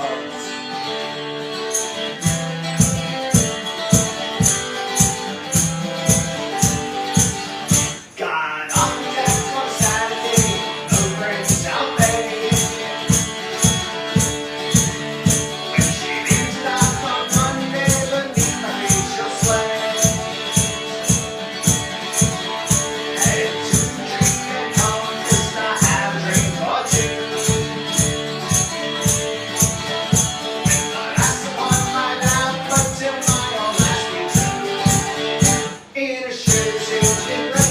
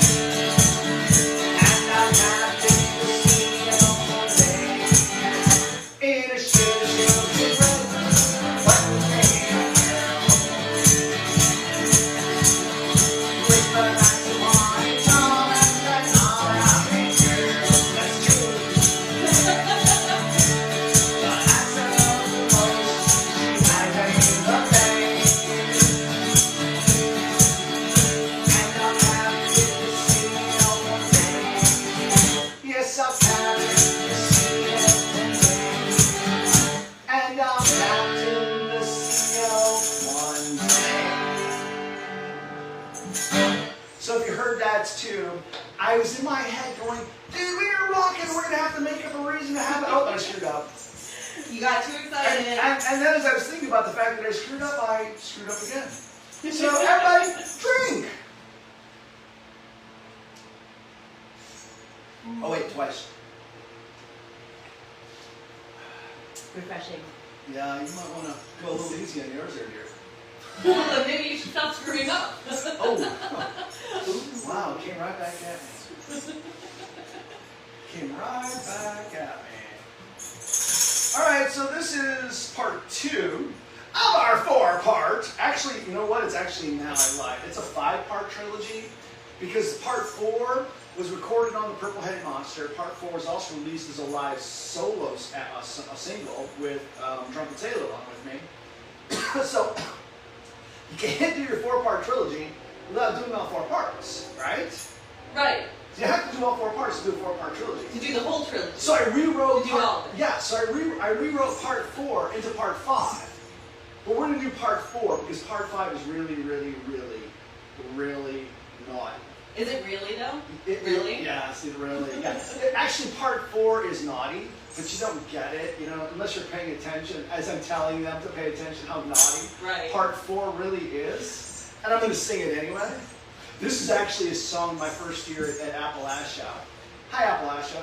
This is one of those songs people. There's 3 songs people come up to me and they would go, "Hey, tell my girlfriend about your dinghy." Kid you not? And then the other one was, hey, tell my friend about the fryer. And the third one was, hey, can you sing Saucy Jack? And this was in a show where I wasn't doing naughty songs. Really? So where did they hear those things from? Not from me, Appalachia. Not from me.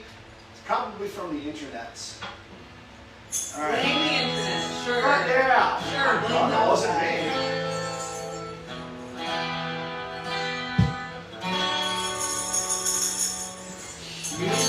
As a button, but deep in her cups, her breath a bit rotten from stale beer curbs. She'll swipe an old apple from off of the cart. Smile mischievous as she pauses to fight with the gleam in her eyes, the sneer on her face, made every town and give you a chase. She's drunk in the morning, she's drunk today through, and rolled up and through, she's done right up to, saucy by night, salty through the day, and has loved the last shanty May, the last shanty May.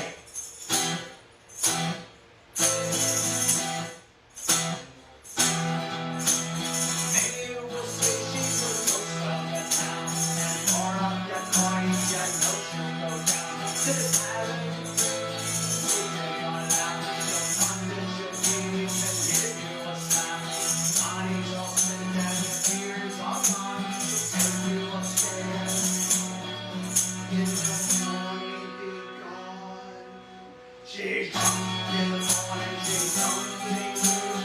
Hold up and down, she's drunk right up to. Saucy by night, salty through the day. And has known the last shanty May. The last shanty May.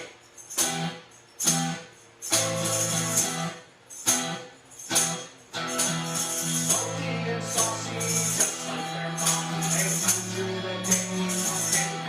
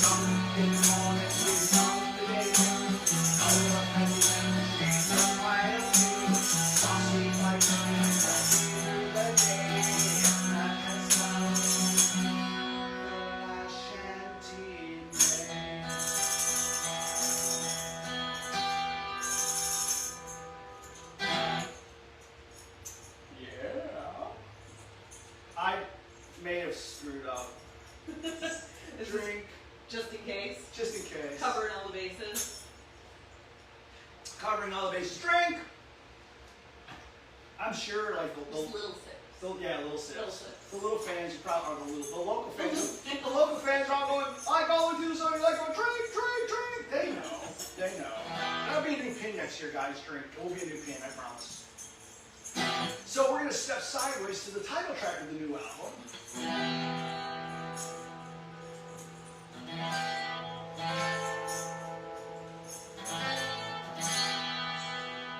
I got my stuff together. I'm good.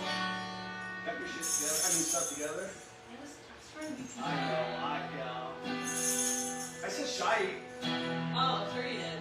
Is that what you said? I journeyed one day to the dock by the sea. A song in the air was calling to me. Stories I heard sweet harmony. They played these glasses free.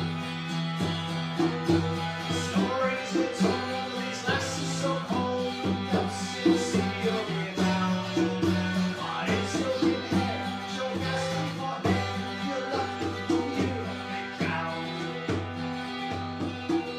They saw me naked. They laughed at me. They invited me into the water with them. They offered a gift, a kiss on their skin. Too late I found out their kiss was poison. Stories are told, these lasses so bold, to the depths you see your way down. Caught in silken hair, short dress before air, you're lucky you don't make ground.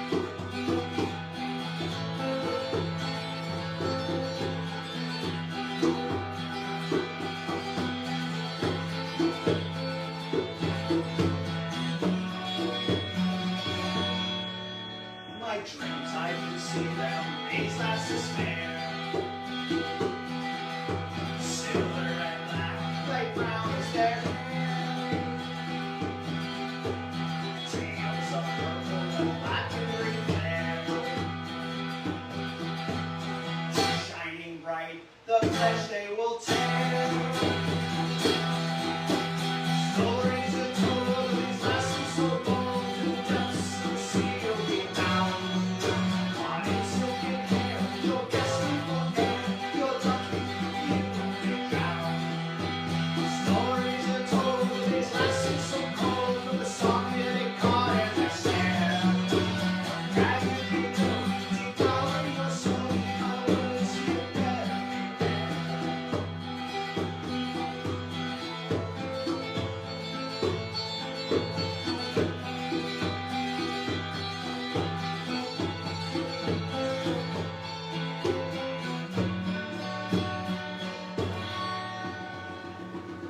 I journeyed one day to the dock by the sea. Is that the first time you drummed on that? I don't know, but I like it. I like it. It was the first time. Yeah. It threw me I off think it might early. be. Oh, did And it? so yeah, drink. Oh, so you were just, I feel like that was a very subtle, throwing me A under the subtle- bus mistake. Just a subtle little, you did that. She's like going, wait, I don't know that one. No, I'm just kind of messing around. It's just like we're on stage, you know, I just sit up there. We're on stage, and like usually the show starts, say the show starts at quarter till, like it did today. The previous act gets done at quarter after and busks until half past. Well, they're done busking and everything by quarter after. Oh, right. So by quarter till, we're on stage going, you know what? Might as well just fill the Might as time. well just fill the space. And Yeah. we end up doing, like, our half-hour shows end up being 45 minutes to an hour every time. But a lot of it is just this mindless, us just talking to each other. You guys really, I love all of you. But on stage, it really is just We're just entertaining ourselves. It's for us. Yeah. Because we've tried entertaining the audience and we lose the audience. If we entertain ourselves, the audience has a good time. That's true. It's true. You know, we did They lose just the- don't understand our humor. Because we're so sophisticated.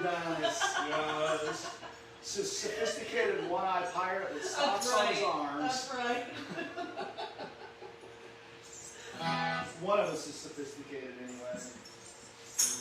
One of us. I'll never know which one. Alright, you guys know what to do here if you've seen my show before. It's part 3 of our 4-part trilogy. I expect you to help them too. I think I can manage it. Think so? I think I got it. And don't type, I need you to sing. Oh, I'm going to be playing, she's going to be going, sing, sing. A ship came in the port one day on a crimson tide.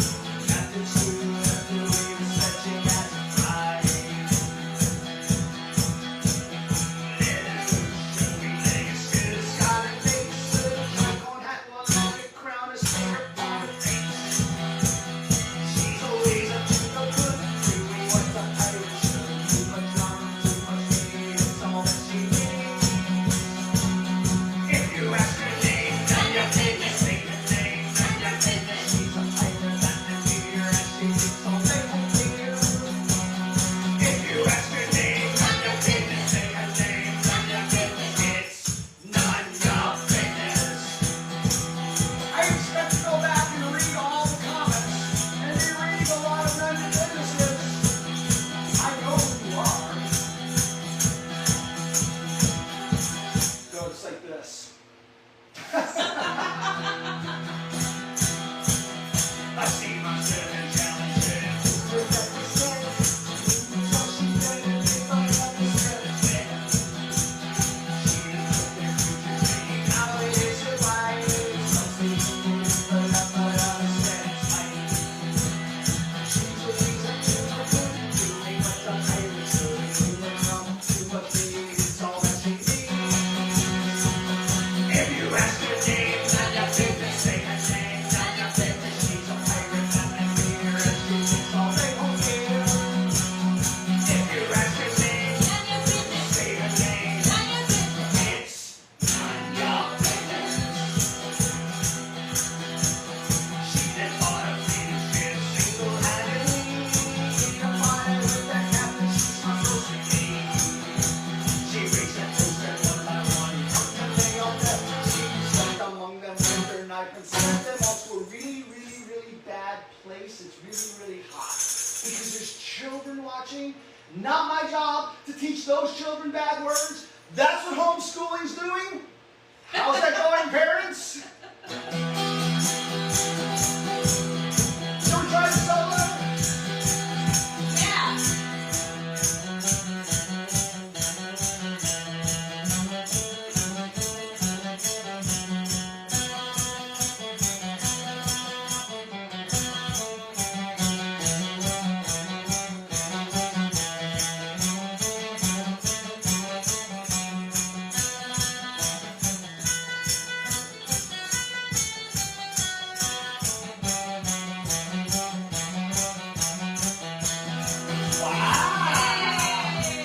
I get a drink because I get it right. So I get it here. I want to drink. Oh my goodness.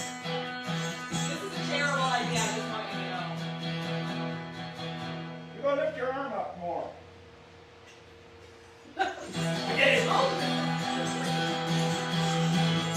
You know, if I was a minor, she would absolutely be contributing to the delinquency of a minor. You're delivering to the delinquency of a minstrel. That's right.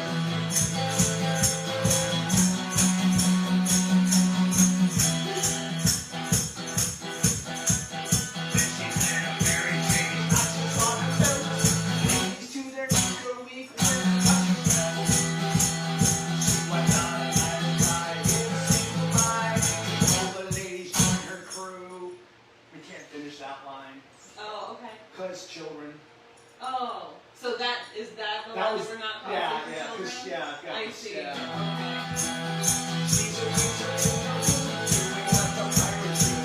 I say that knowing we're going into Saucy Jack next. Right. She's always up to the good, doing what the pirates do. It's all that she needs. If you ask her name, say her name. She's a pirate that can hear, and she thinks all they will do. If you ask her name, say her name.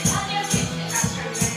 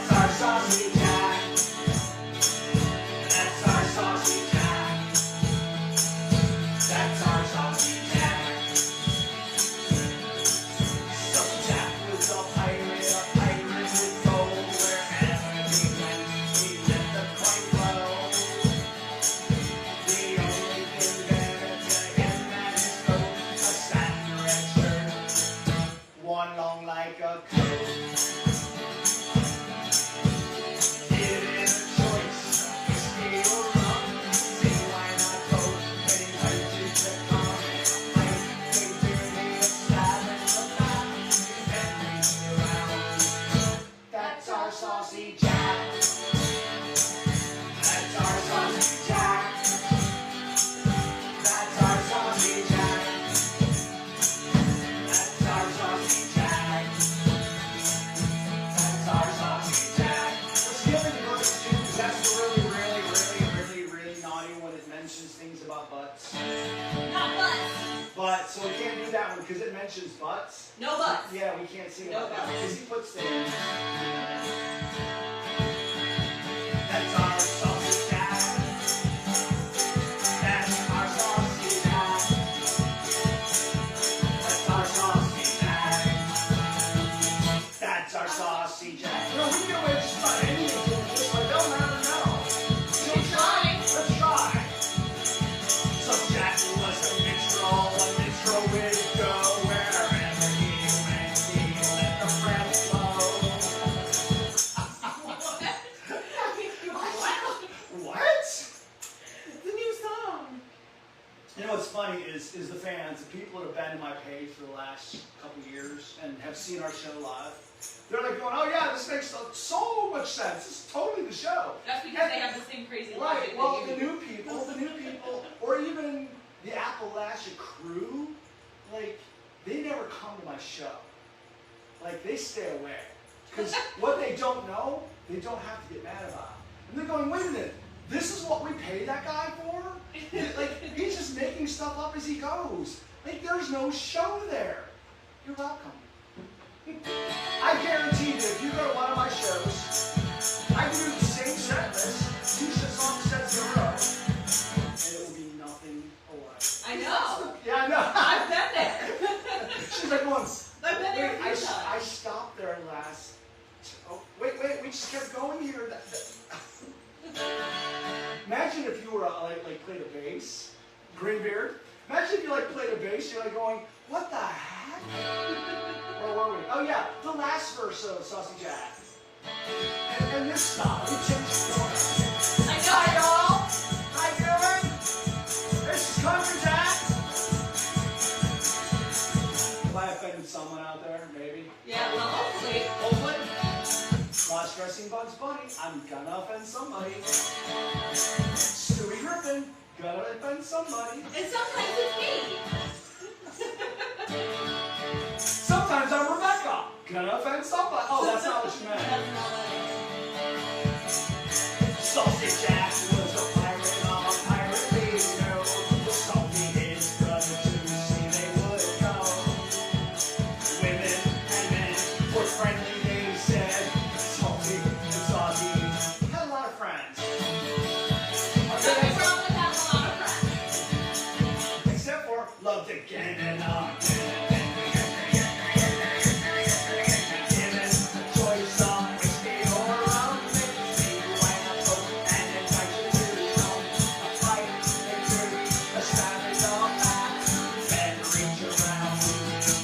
And pat you on the back. That's our saucy Jack. That's our saucy Jack. That's our saucy Jack. I was trying to segue back out. Oh, you jumped on, like you were right there. I was ready. And I was so not ready. Yeah. For once, I'm not even No. Not, you know what? I have to drink. I'm a bad boy.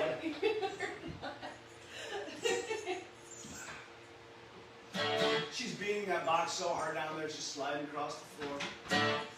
That's how I do.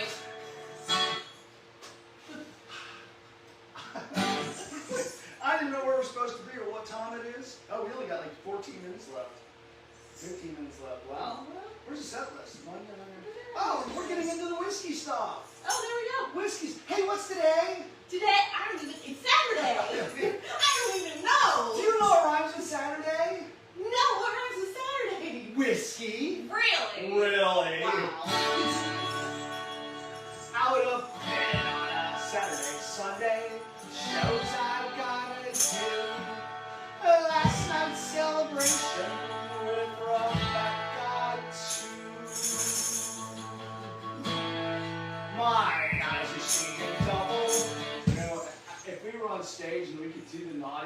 I would so go. But we're not. The Duchess is sitting on the other side. She's going. And the Duke is going. Where was I? That's a Oh, we do done it. all show. No, it isn't. Oh, did I do it before? That's you too. Oh. I've been on a Sunday, shows I gotta do. Last night's celebration with no time to why.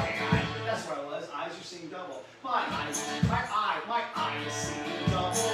Bloodshot and glory. We'll chase the hand with the dark side of the sea. Cause Sunday runs in the ski, no place I'd rather be. Sunday runs in the ski, and that's okay with me. Sunday runs in the ski, no place I'd rather be. Sunday runs in the ski, that's okay with me. I work down in the fields all week, bringing in the crops. Monday right through Friday, no working never stops.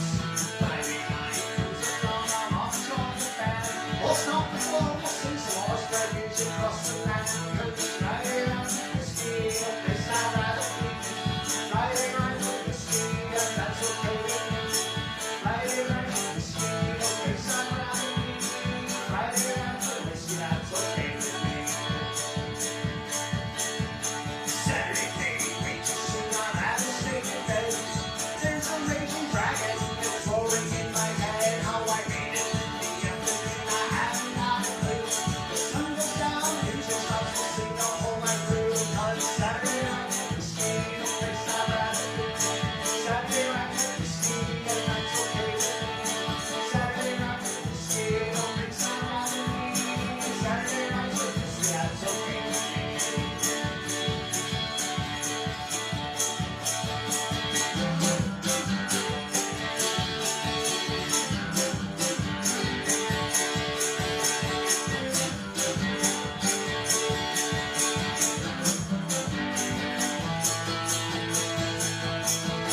I would have played Sunday in the snow, I gotta do. Last night's celebration, when they have bantered through. My eyes are seeing double, bloodshot and glory. We'll chase the hair with the darkest side of the sea. Cause Sunday runs in the ski, no place I'd rather be. Sunday runs in the ski, and that's okay with me. Sunday runs in the ski, no place I'd rather be. Sunday runs in the ski, that's okay with me. Sunday runs with the ski, that's okay with me.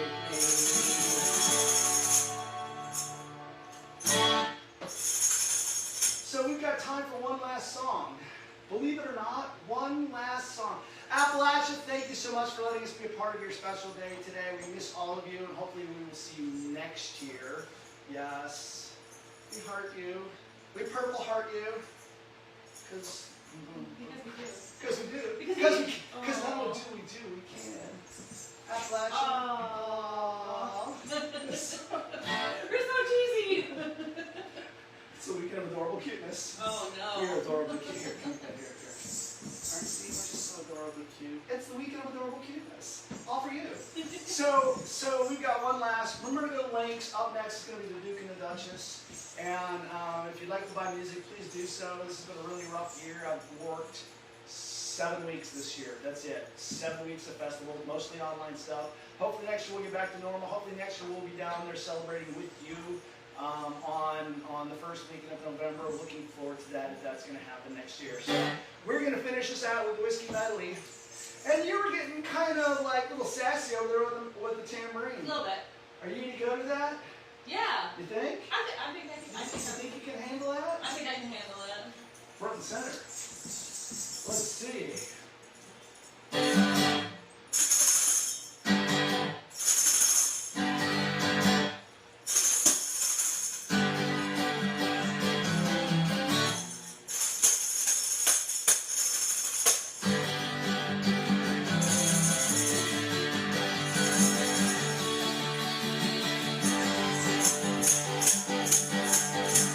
Traveling down, I have traded songs.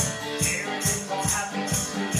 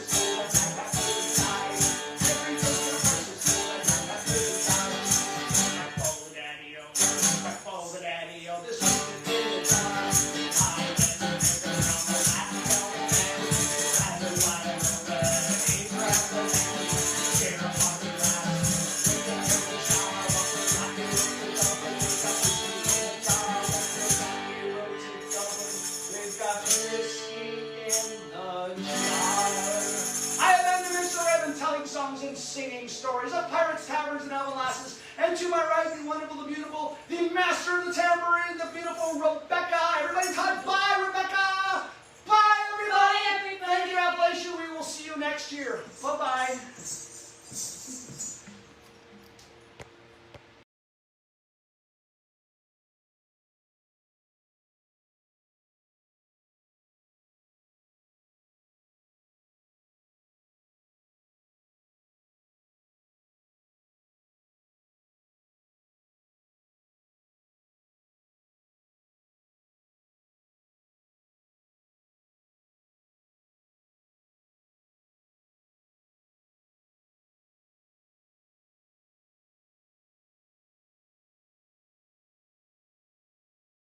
Hi.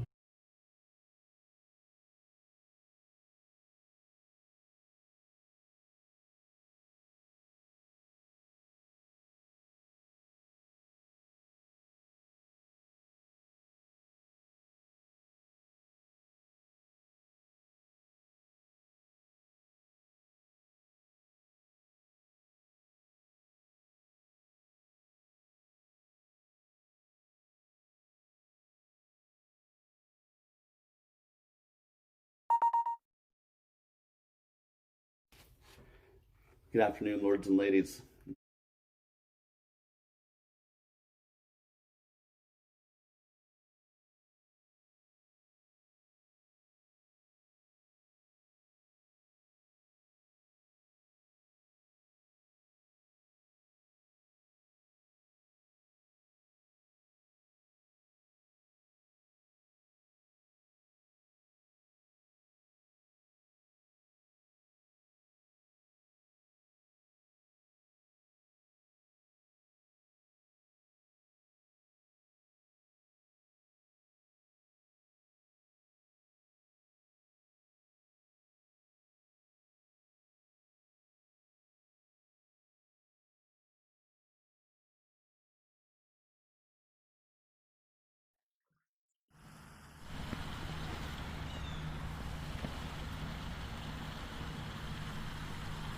Do you want to hear a story? Do you want to hear a story? Yeah, come closer. Well, I have a story to tell you. I want to tell you about a magical land. You know what that magical land is called? It's hidden deep in the heart of Appalachia. It's called Fair Crossing. It's part of the duchy. You know what a duchy is? No? Oh, well, you're going to inherit it someday, so you better listen close. But our story doesn't start in Appalachia. Nope. Our story starts in Scotland. A long time ago, there was a young duchess. Her name was, let's call her Mary. Mary had a very strict, very stern, very proper mother. Her mother had been the daughter of the Queen of Scotland. And Mary's mother had taken Mary and her first cousin, also named Mary, to France when they were smaller than you. Now, Mary the Duchess wasn't in line for the throne of Scotland, but her cousin was Queen of Scotland for the time she was a baby. The Duchess's mother took these two Marys all the way to France because she thought it would be safer for them there. She thought they would get an education there. She thought they would learn to be proper young ladies, and she wasn't wrong. Mary, the Queen of Scotland, was very prim and very proper and everything that a queen should be. Her cousin, the Duchess, well, she was what you might call a tomboy. She liked to do things like sword fight and ride horses and shoot a bow and arrow. And Mary the Duchess was 17 years old, and she was engaged to marry someone she had never met before. He was an English noble named Lord Maitland. Doesn't that sound very stuffy? So she was sent home to Scotland, where she was supposed to meet Lord Maitland for the very first time, and they were going to get married 1 month later. On her way there, the Duchess stopped at a May Fair. Do you know what a May Fair is? Oh, it's a festival. They hang a big maypole up, and all these beautiful ribbons hang from the maypole, and you dance around it. She was dancing around the maypole. She met a young nobleman. This handsome young nobleman was named Andrew Frazier. Have you heard that name before? You feel like you've heard that name somewhere before, huh? It was love at first sight. Suddenly, Mary decided that she didn't want to marry Lord Maitland at all. The festival ended, and she went home to the castle, where she knew that Lord Maitland would be arriving the next day. But you know what she did? She took all of her garments and tied them together, draped them out the window, and climbed down the window. She scaled a tower. She climbed down and escaped. She didn't have to marry Lord Maitland at all. Instead, she married this young nobleman. He was the son of the Earl of Essex, which is a very large piece of property in Scotland. Unfortunately, when her mother found out about it, she wasn't too happy. Neither was Queen Mary, the Queen of Scotland. Because you see, when nobles get married, they have to have permission from the Queen. And she didn't have permission to get married. She did it anyway. As it happens, Queen Mary was in a little bit of trouble at this time, you see. She had been overthrown by her cabinet. There were some staunch old men who decided that Mary shouldn't rule anymore. So she was being held hostage. Kind of sad, huh? Yeah, the Duchess was very, very worried about her cousin. Because the Duchess was a girl, she was allowed to get in to see her cousin as a lady-in-waiting. Her cousin hatched a plan, you see. Cousin Mary, Queen of Scotland. Yes, she was worried that she was going to be arrested soon. But guess what? She was going to have a baby. She had to make sure that her baby was safe. So she told her cousin, the newlywed Duchess, I need your help. I'm going to pretend when the baby is born that it doesn't survive. The midwife is going to tell everybody that the baby is dead. I need you to take the baby and to go far away. There's this land I heard about called Appalachia. I'll give you enough coin to buy property in the name of Scotland. You'll settle a colony, a duchy there for me, and you'll keep the baby safe. So Duchess Mary agreed to do just that. So when Queen Mary of Scotland had her baby, everyone thought that it died, but it didn't survive. You see, she already had one son, and he was heir to the throne, so they weren't too concerned about the second baby. But what they didn't know is that she had more than one baby. Mary, Queen of Scotland, had two babies, Robert and Margaret. Margaret and Robert, twins.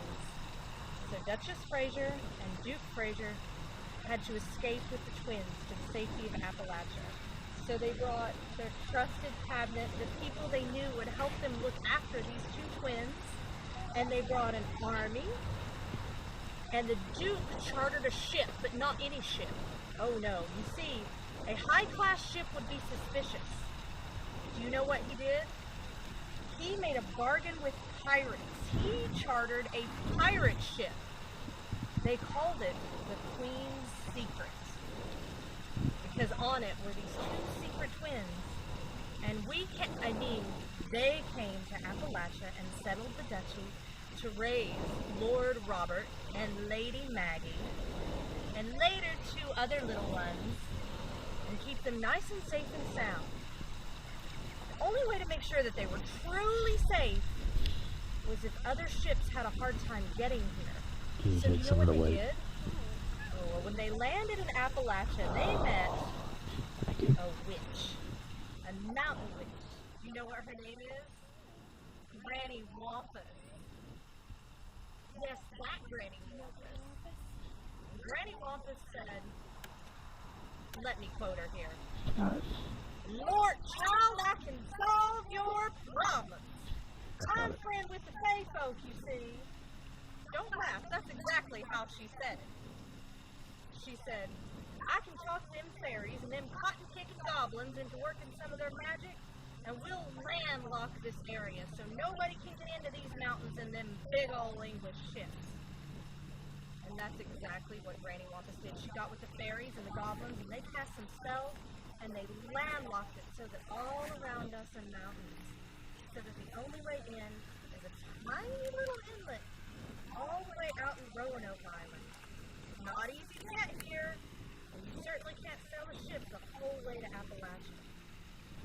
Unfortunately, just before we were landlocked, those same pirates who arrived in the ship, the Queen's Secret, well, they kicked off the Fairy Queen. They tried to steal some of her magic, and it's not nice to steal things, especially from fairies, is it? So the Fairy Queen didn't let them escape before she landlocked. But do you know what those pirates did? They disassembled their ship. They took their ship completely apart, and they built a tavern. Do you know what they called it? 3 sheets to the wind. And so now those pirates, they run the tavern here in Appalachia. And everyone else, the jousters, the ladies-in-waiting, the lords of the court, Mr. Doubtmore, the bold knights, and the Duke and the Duchess, they keep the twins safe so that someday, if Scotland needs them, they'll be grown, and they'll be strong and smart and brave, and they'll be able to help Scotland. And they keep you safe here too, right? And here you get to grow up playing with fairies and riding on unicorns. You like going to see Pee-wee, don't you? Well, that's the end of my story. What do you think? Do you like my story? Are you ready to go play? Let's see if we can go find Pee-wee. Maybe he'll let you take a ride. And did you like my story?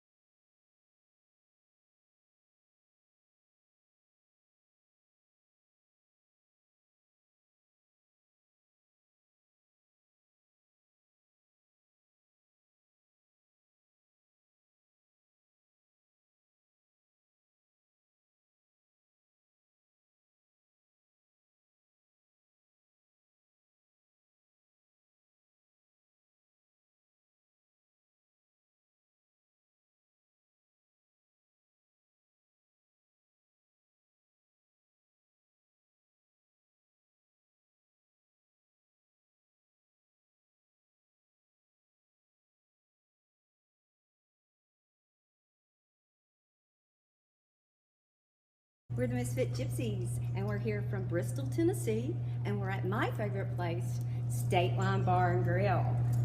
It's not the Pirate Pub, but it'll do. It'll do. I hope you were having fun. If you have more fun, then we have more fun. And if you have some ale, drink up. Yes, drink, because the more you drink, the better we look, and we need all the help we can get. Yes. Cheers. So sit back and relax and see where our gypsy trail might lead you.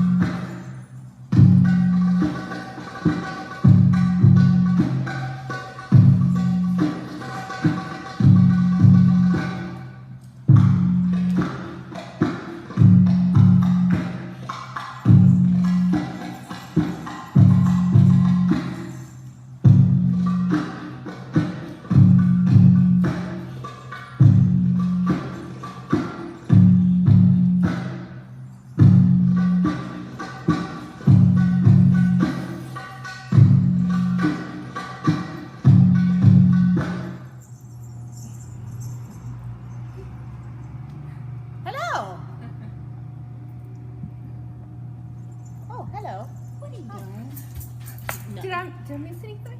What are you doing? We're getting ready for the show. Yeah, did I miss something? What are you drinking? Why are you drinking? Because we look better. The more we drink, the more Yeah, we you look said good. we look much better if we drink more. That was for the viewers? Oh. Aren't we really viewers? Oh, in that case. Yeah, come on. Drink up. Drink up. Drink up.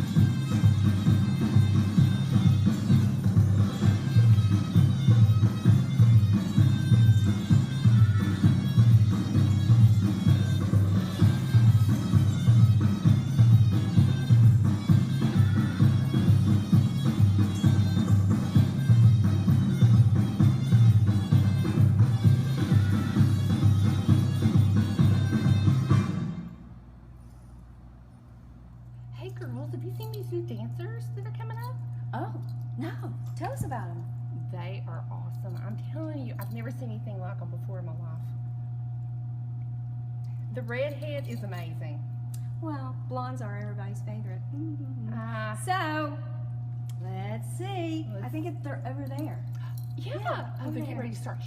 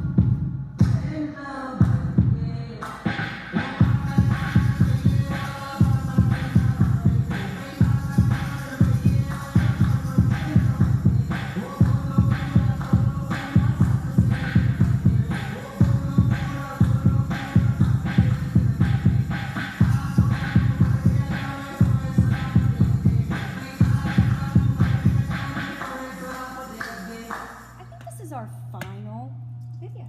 Oh, I love our next dance. It is awesome. Yes, it's awesome.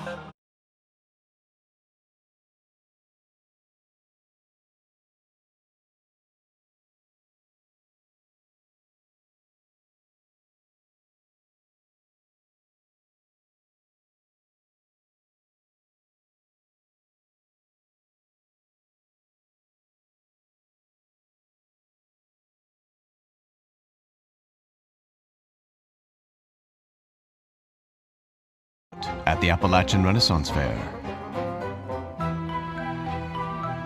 But sometimes it's hard to know exactly who is dangerous to whom.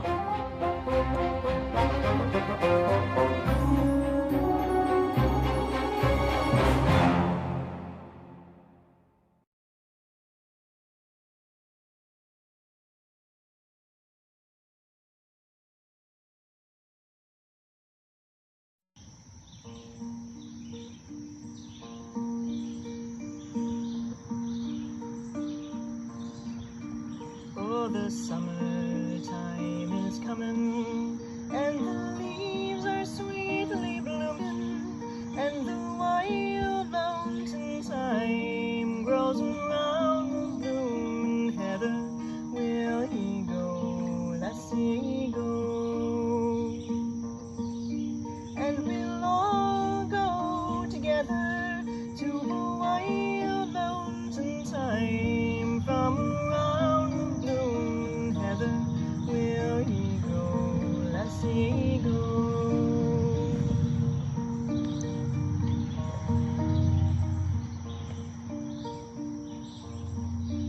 I will build my love a bower by yon clear and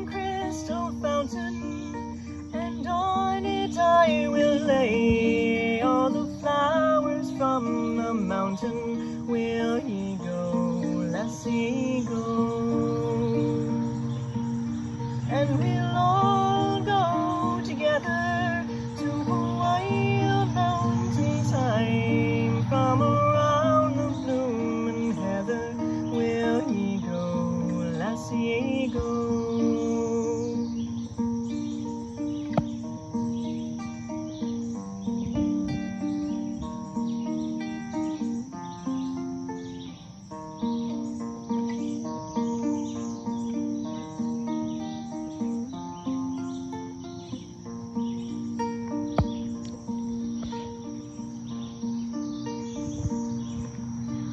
My true love will not have me, I will surely find another to Hawaii alone sometime. From around the blooming heather will he go, lassie, go.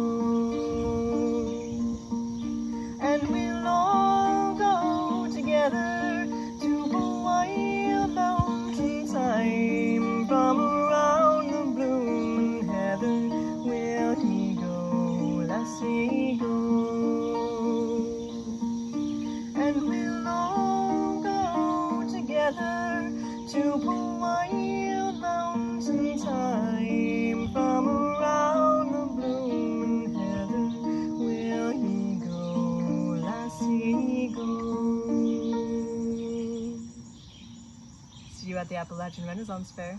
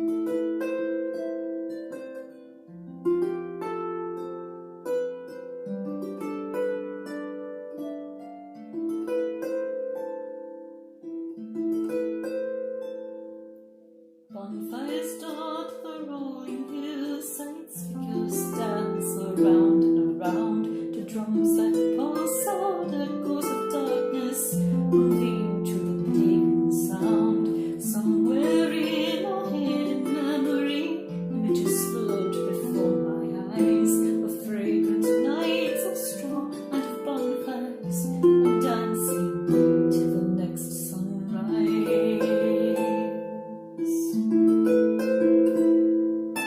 And I can see the lights in the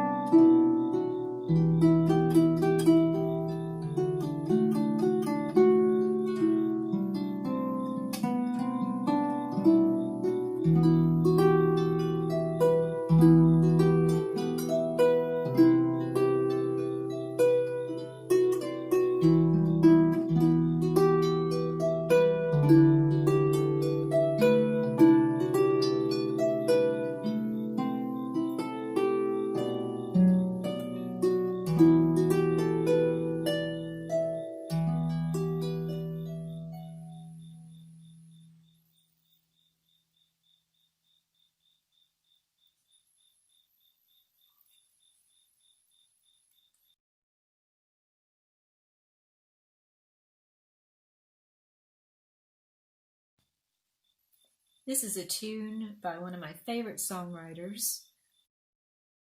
Her name is Meg Davis. And this tune is called The Claddagh Walk.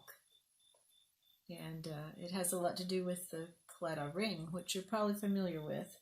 It's a sailor saying goodbye to his lady love at the dock. And he has a special surprise for her, the Claddagh Ring.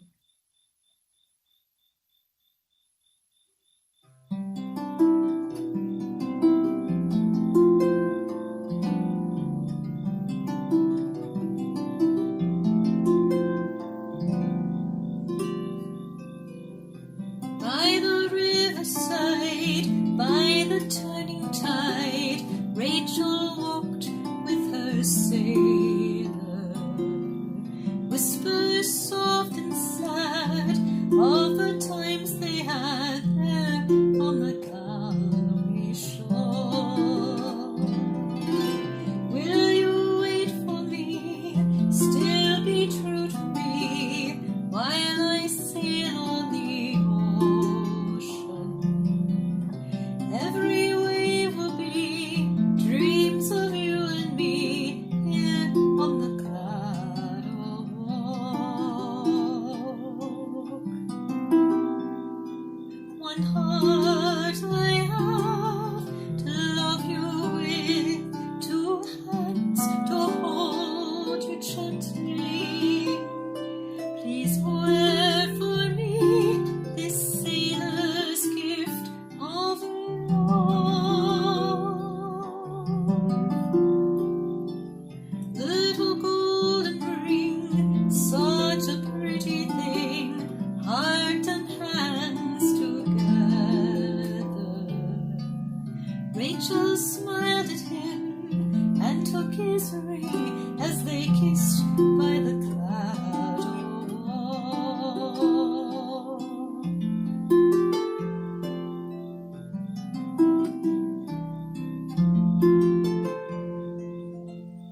As he sailed away out into the bay, Rachel walked by the harbor, whispered prayers for him to return again there on the Galway shore. And in the morning light, something warm and bright twinkled around on her finger. Rachel smiled again and kissed his ring as she turned by the Claddagh Walk. One heart I have to love you with, two hands to hold you gently. Please wear for me this sailor's gift of love. Little golden ring, such a pretty thing, heart and hands together. Rachel smiled again and kissed his ring as she turned by the Claddagh Walk. As she turned by the Claddagh Walk.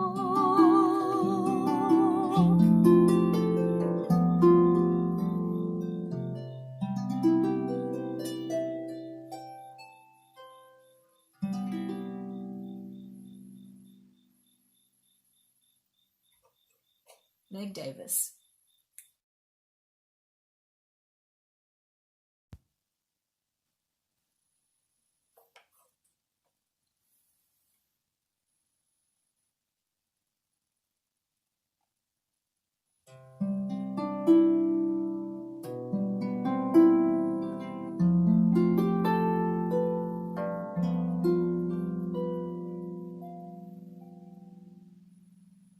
Even though the rain hides the stars, even though the mist swirls the hills, even when the dark clouds veil the sky, God is by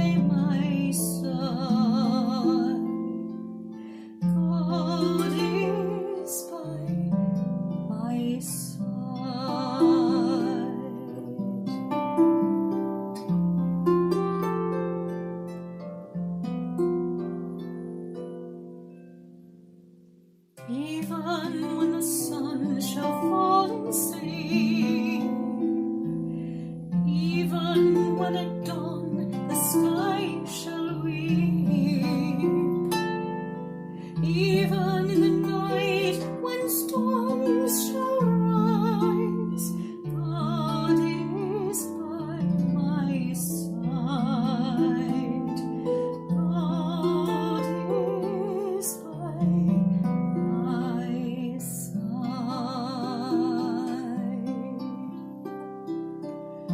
Great those stars of night that mirror heaven's way to you. Bright the stars above, reminding us of you and of your love.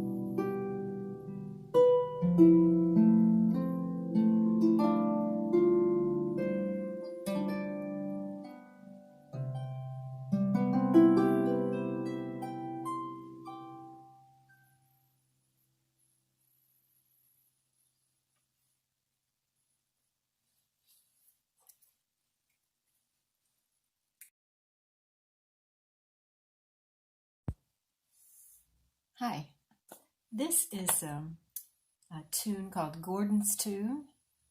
It is thought to be Irish, I believe, from a collection from a man by the name of O'Neill, and kind of my arrangement of it, Gordon's Tune.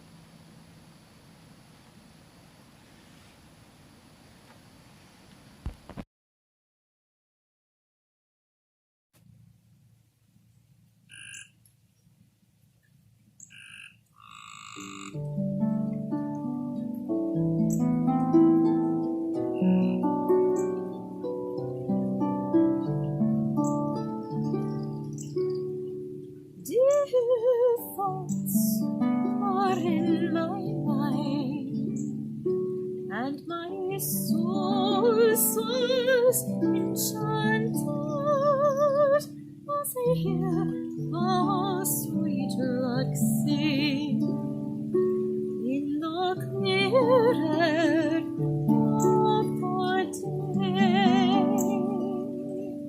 For a tender beaming smile to my hope has been granted, and tomorrow we shall hear all my fond heart would sing.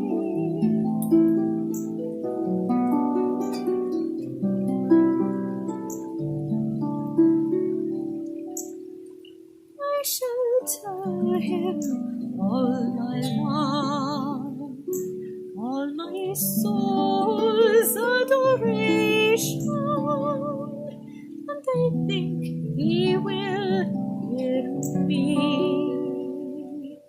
and will not say me nay. It is this that gives my soul all its joyous elation, as I hear the sweet lark sing in the clear air of the day, in the clear air of the day.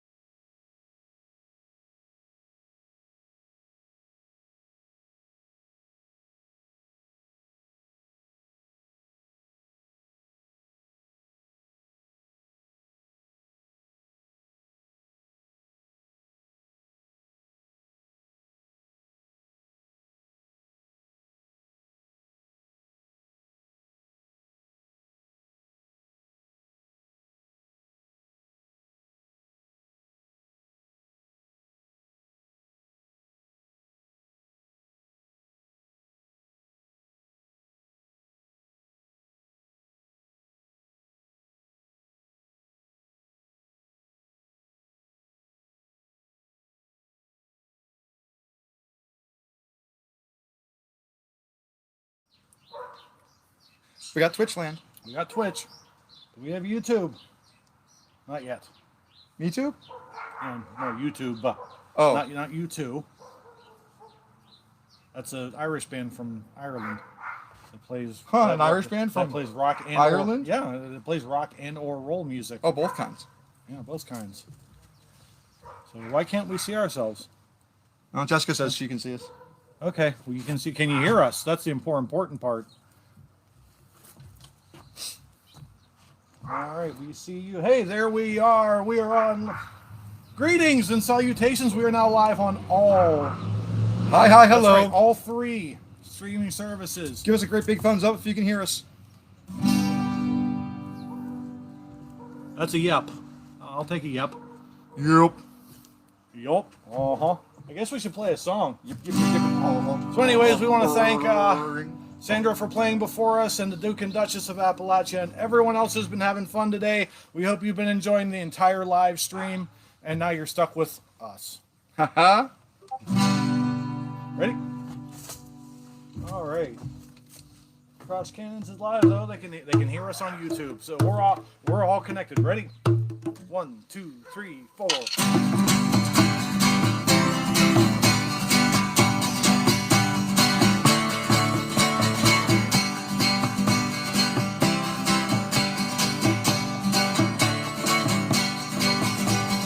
Restock the rum, the cannons are coming, we're going to drink it all.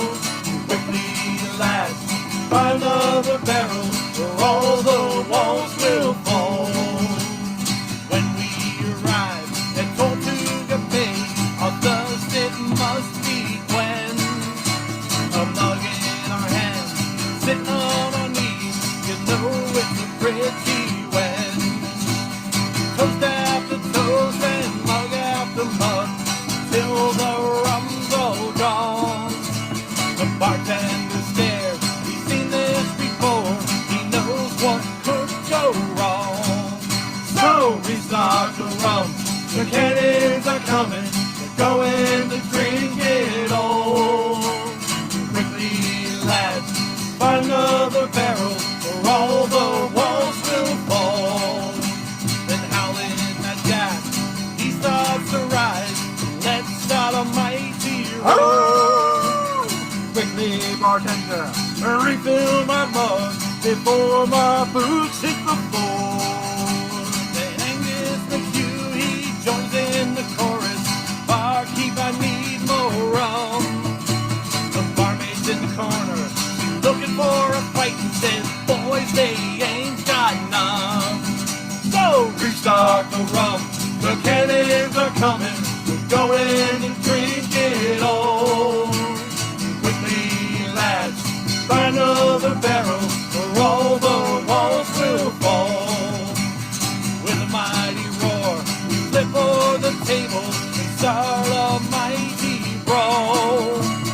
Howling and punching, kicking and singing, one by one they fall.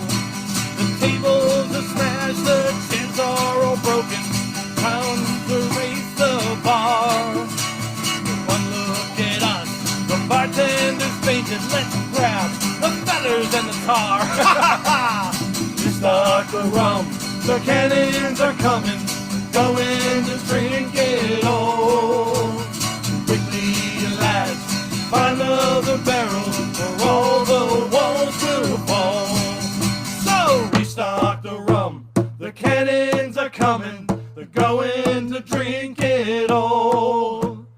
Quickly, lads, find another barrel, or all the walls will fall. Restock the rum, the cannons are coming, going to drink it all. Quickly, lads, find another barrel, or all the walls will fall.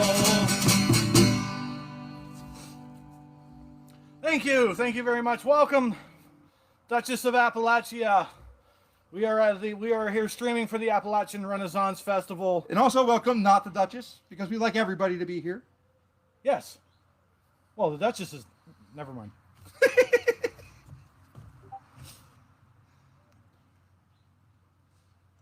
Oh, Our good friend the harpist might have some rum with us. Ooh. Fantastic. Well, in that case, let's do a toast right off the bat. As you fall down the banister of life, may all the splinters be facing in the right direction. Ooh, that doesn't sound comfortable if they're not. Right. So anyway, we're doing a triple live stream right now. We are on 3 separate networks. We are on Twitch, we are on YouTube, and we are on Facebook. Yes, all 3. So plenty of opportunities to watch our show in plenty of different places. You should be right here. This is where the entertainment is.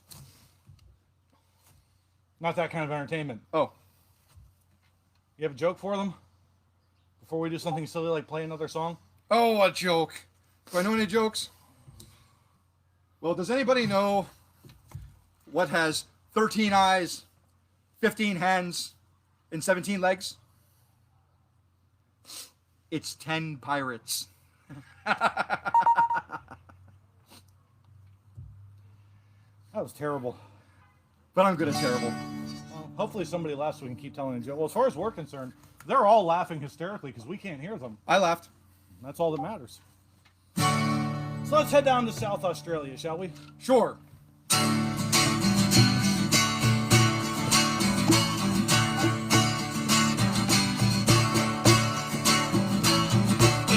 Australia I was born. Heave away, haul away, South Australia round Cape Horn, and we're bound for South Australia. Haul away, you rolling kings, heave away, haul away, you'll hear me sing. We're bound for South Australia. I rode out one morning fair, heave away, haul away, there I met Miss Nancy Blair, and we're bound for South Australia. Haul away, you rolling kings, heave away, haul away, you'll hear me sing. We're bound for South Australia.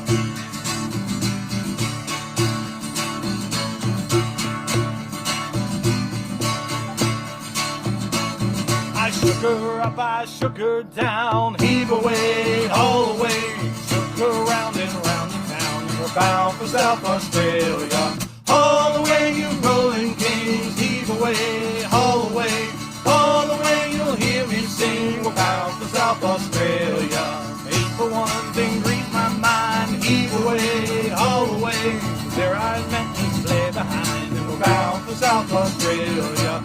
Haul away, you rolling kings, heave away, haul away, you'll hear me sing. We're bound for South Australia.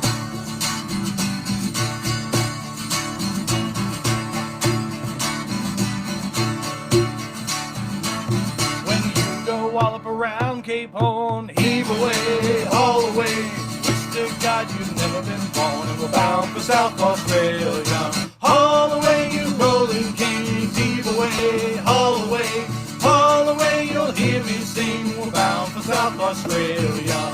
Rock and roll me over, boys, heave away, haul away, get this damn song over, boys, and we're bound for South Australia. Haul away, you rolling kings, heave away, haul away, you'll hear me sing. We're bound for South Australia. Haul away, you rolling kings, heave away, haul away, you'll hear me sing. And we're bound for South Australia.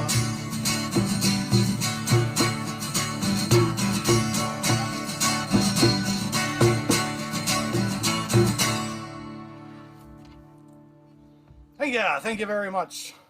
No, thank you very much. Oh, you meant them too. I did mean them. Oh, let's see, what's going on here? All the faces that I normally do during a show to make fun of him, he usually can't see them.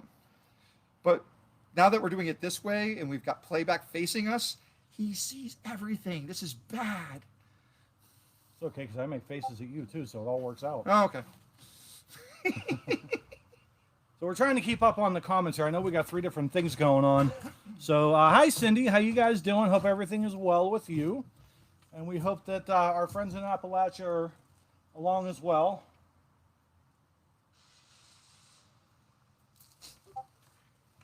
So we hope you're having fun. Hello to all the people in all the places, doing all the things. Yes, that's right. And we want to thank our Duke and Duchess for having us as part of the show. I mean, I found out earlier that there's an admiral, and we're pirates. But they like pirates.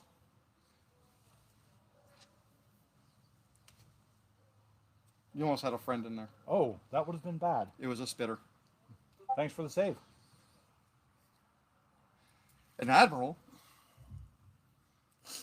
Yeah, if he caught us, he'd probably send us to Botany Bay. It wasn't that the admiral then. No, because he's not catching anybody. No. That's gonna be really hard to do. We might give that a shot later on if we can get you guys across 3 different platforms to send us drink suggestions. So start thinking now, just in case. Yeah, just in case. We might give this a shot. I made it work once before, but I was only on one platform at the time, so we're hoping this kind of plays its way out. So that's your homework right now while you listen to us. Think of your favorite drinks. That's right. So you can put them in chat for us. Yes, and that way we have them, and we'll scribble them down in somewhere in blood. We'll do a thing. We'll do a thing. So that we can do another thing. That's right.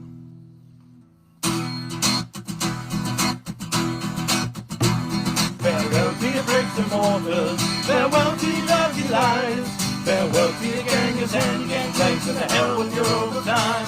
For the good ship ragamuffin is lying at the quay, for the take old map and the shovel on attack to the shores of Botany Bay.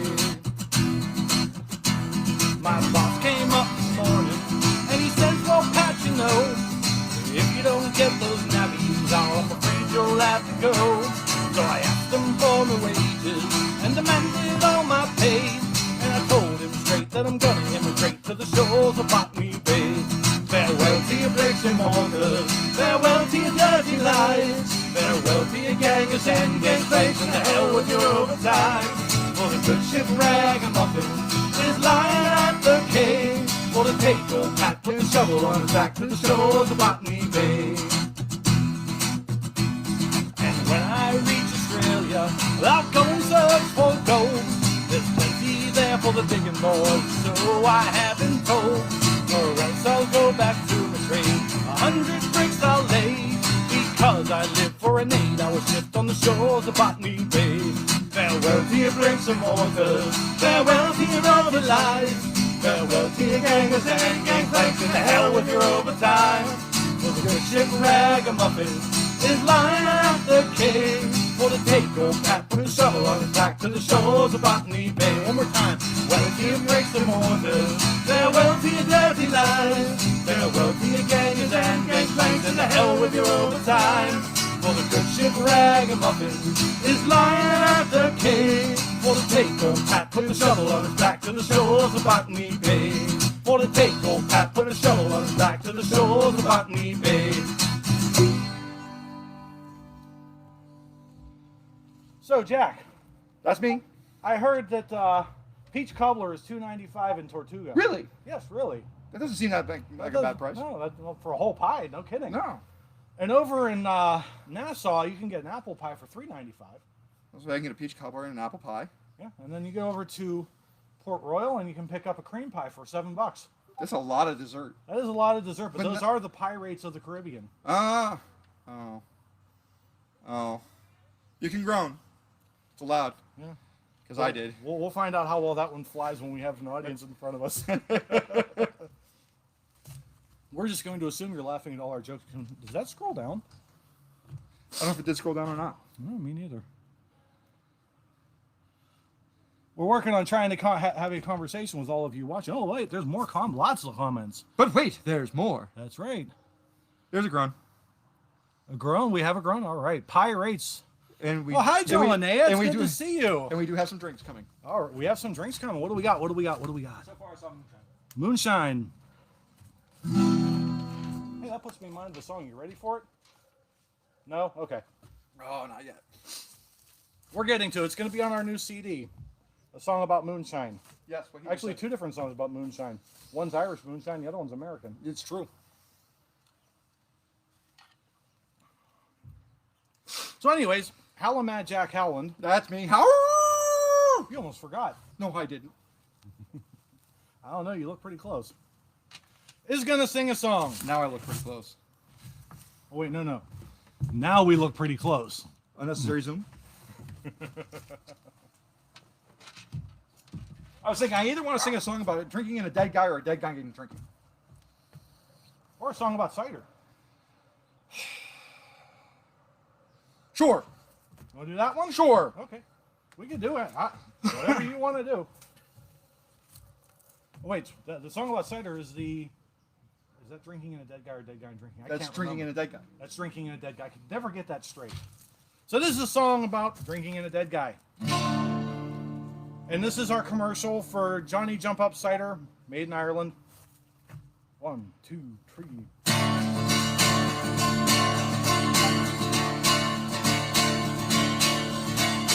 I'll tell you a story that happened to me. One day as I went down to Yow by the sea, the sun it was hot and the day it was warm. Said I, a quick pint wouldn't do me no harm. I went to the pub and I ordered a stout. The barman said, sorry, the beer's all sold out. Dry whiskey on caddy, 10 years in the wood. Said I, I'll have cider, I hear that is good. Oh never, oh never, oh never again. If I live to be 100 or 110, I fell to the ground and I could not get up. After drinking a quart of that Johnny Jump Up. After drinking a third, I went out to the yard where I ran into Brody, the big civic guard. He said, come here to me, boy, don't you know I'm the law? And I upped with my fist and I shattered his jaw. He fell to the ground, his knees buckled up. Was not I that hit him, but the Johnny Jump Up. The next thing I saw down in Yow by the sea was a cripple on crutches, and he says to me, afraid for me life, I'll be hit by a cart. Won't you help me across to the highwayman's bar? And after 3 sips of that cider so sweet, he threw down his crutches and danced on his feet. Oh never, oh never, oh never again. I lived to be 100 or 110. I fell to the ground and I could not get up after drinking a quart of that Johnny Jump Up. Going up the Lee Road, a friend couldn't see. They call it the madhouse in Yow by the sea. And when I got there, the truth I will tell, they had that poor bugger locked up in a cell. Said the guard testing him, say these words you can. Around the rugged rocks, the ragged rascal ran. Tell them I'm not crazy, tell them I'm not bad. There's only a sip of that cider I had. Oh never, oh never, oh never again. I lived to be 100 or 110. I fell to the ground and I could not get up after drinking a quart of that Johnny Jump Up. There was an old Scotsman by the name of McNabb. They dressed him and laid him outside on the slab. And after the coroner his measurements did take, his wife took him home to a bloody fun wake. About 12 o'clock and the sun it was high, that corpse he sat up and he said with a sigh, I can't get to heaven, they won't let me up unless I give them a gallon of Johnny Jump Up. Oh never, oh never, oh never again. If I live to be 100 or 110, I fell to the ground and I could not get up after drinking a quart of that Johnny Jump Up. Oh never, oh never again. If I live to be 100 or 110, I fell to the ground and I could not get up after drinking a quart of that Johnny Jump Up. Thank you, thank you, thank you. That song always makes me thirsty.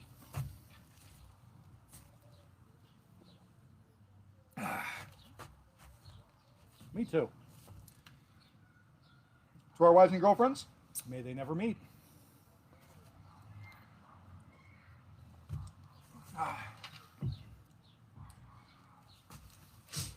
So anyways, we want to take a moment. For pirates, we take things.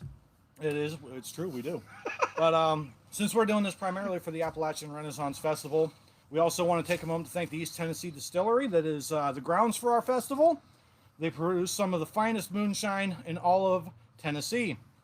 So if you ever are in Piney Flats, Tennessee, make sure you stop and see the East Tennessee Distillery. They have some amazing flavors, some really good stuff. Get one of each, or 3 of each. You want to bankrupt them? Have you seen how many flavors they have? I know. I want them to get 3 of each. One for them, and one for me, and one for you. I'm trying to help out here. Oh.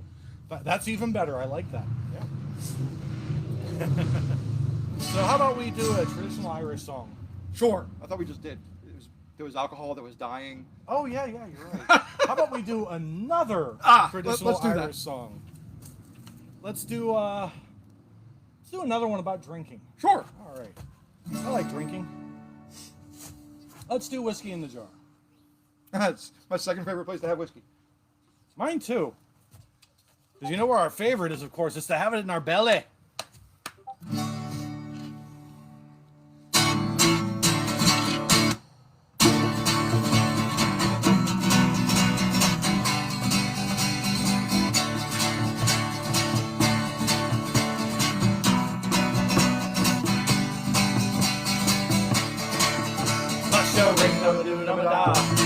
Whack balls, daddy-o, whack balls, daddy-o, there's whiskey in the jar. As I was going over them Cork and Kerry mountains, I met with Captain Farrell and his money he was counting. I first produced my pistol and I then produced my rapier, saying, send and deliver for you all the bulls to see. Master ring, da-ba-doo-da-ba-da. Whack balls, daddy-o, whack balls, daddy-o, there's whiskey in the jar. Out his money and it made a pretty penny. I put it in my pocket and I took it home to Jenny. She sighed and she swore that she never would betray me, but that devil take a woman for, said trick me easy, master ring, da-ba-doo-da-ba-da. Whack balls, daddy-o, whack balls, daddy-o, there's whiskey in the jar. It was early in the morning, I rose up to travel. Up came the band of footmen and likewise Captain Farrell. I reached for me pistol, for she stole my rapier, and I couldn't shoot with water, so a prisoner I was taken. Ring, da-ba-doo-da-ba-da. Whack ball the daddy-o, whack ball the daddy-o, there's whiskey in the jar. If anyone can make me, it's my brother in the army. If I can find his station dealing Cork or Killarney, if will come and join me, we'll go roving through Kilkenny. I know he'll treat me better than that underscantling Jenny. Master ring, da-ba-doo-da-ba-da. Whack ball the daddy-o, whack ball the daddy-o, there's whiskey in the jar. Now some take delight in the fishing and the bowling, others take delight in the carriages a-rolling. I take delight in the juice of the barley, courting pretty fair maids in the morning bright and early. Master ring, da-ba-doo-da-ba-da. Whack ball the daddy-o, whack ball the daddy-o, there's whiskey in the jar. Master ring, da-ba-doo-da-ba-da. Whack ball the daddy-o, whack ball the daddy-o, there's whiskey in the jar.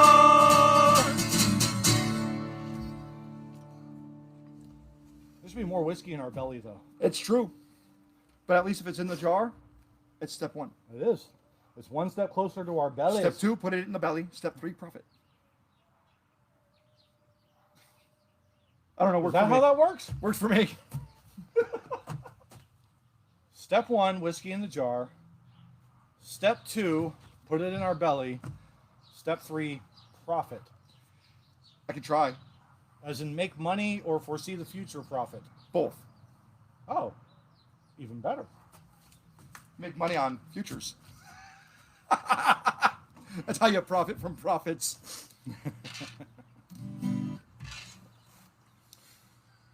Pirate walks into a bar. Ow. And he looks around, finds a seat. Bartender comes on over and says, so, what's the deal with the peg leg? You know how bartenders like to talk, right? So, looks at the bartender and says, well, it was a dark and stormy night. I was climbing up in the rigging. Wind came up, blew me off into the water, and a shark bit off me leg. Ow. I know, right? Bartender says, oh, that's terrible. That's just awful. Sorry for your luck, friend. Continues on his way. Comes back, of course, because our man wants a refill, naturally.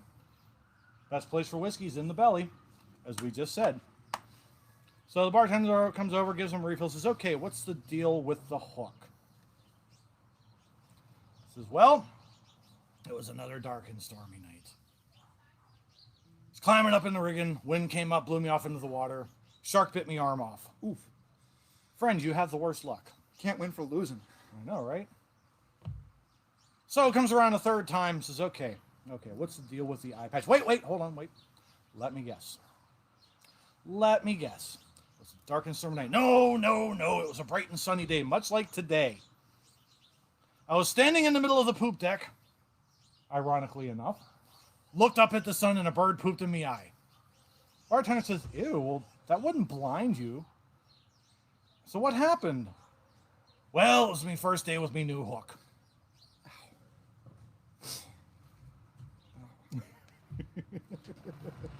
That is ironic, though. It is ironic. Kind of like getting wet in the rain. Yeah. It's like rain on your wedding day. It's like a free ride when you've already paid. I'm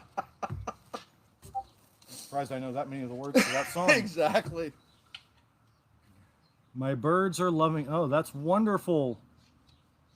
Hey, pirates love birds, and birds love pirates. We just don't have any parrots with us today. That's what we need next. We need a parrot. It's true.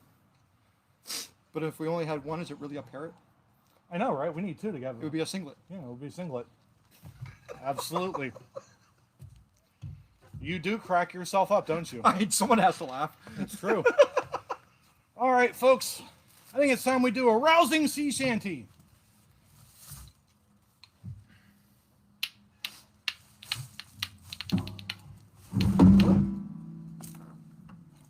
The guitar strap really likes me. That's what happens when you're standing on it. It's true. Okay. So we're going to do a song that's going to be on our brand new CD. It's going to be called Reloading the Cross Cannons. We're in the middle of recording it right now. We've gotten Howlin' Mad Jack out of the bar a couple times to do his parts. Oh, wow. I didn't want to interrupt. Oh, well, thank you. Let me loosen that up a little bit. That's a little humid here. Actually, it's a very dry. This is the ultimate humidity detector right here. The Irish drum, the boron, also known as a humidity detector. Who would have thunk? So, here we go. Maybe. There we go.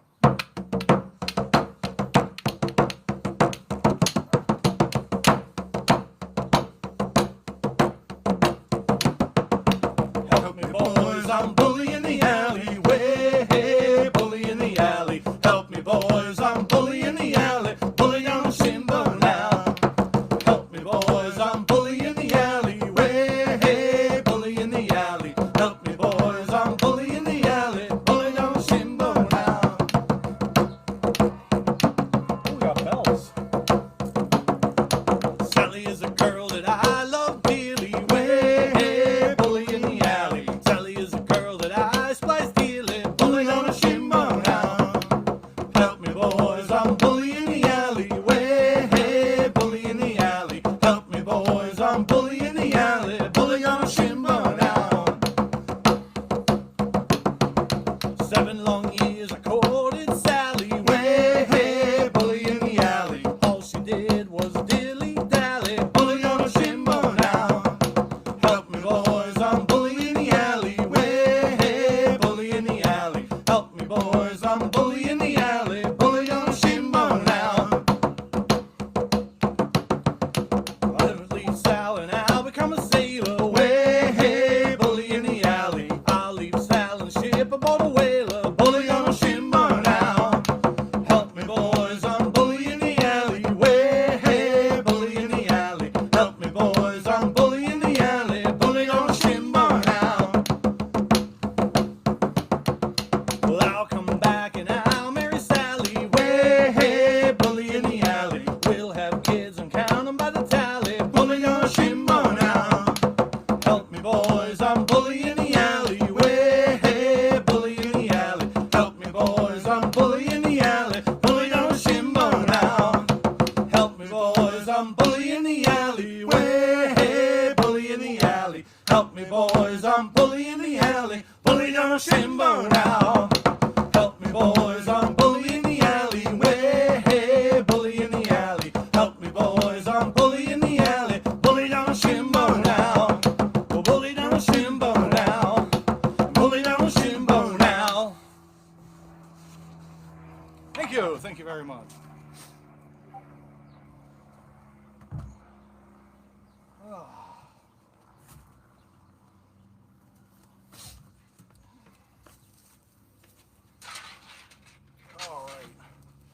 Well, the YouTube stream's a small bit behind. And I am trying to keep up with the comments on this. I'm just having a hard time seeing them. So, we want to let you know we're having a good time here. We hope you are as well. Absolutely. All our friends on Twitch, all our friends on Facebook, and all of our friends on YouTube as well.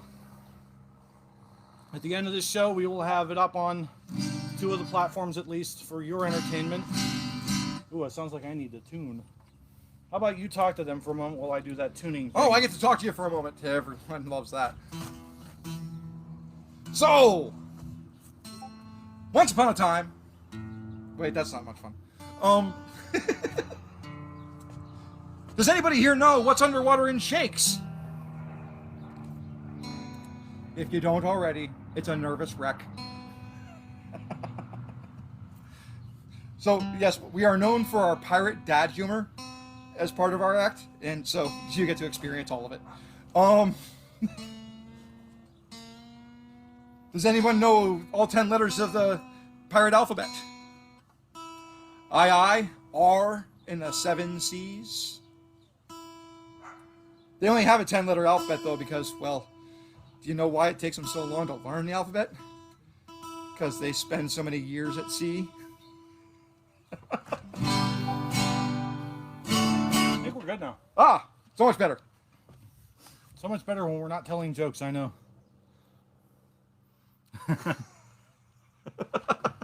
Nice church bells. We planned that. We actually talked to the church to have them during that song. We said, hey, listen, about this time in the show, we need to have church bells. Can you let them ring? And they said, absolutely, you pirate. As a matter of fact, at our next live show, I'm bringing that church with us just to play the bells during that song. The whole church? The whole church. I want to see you put that in the ship.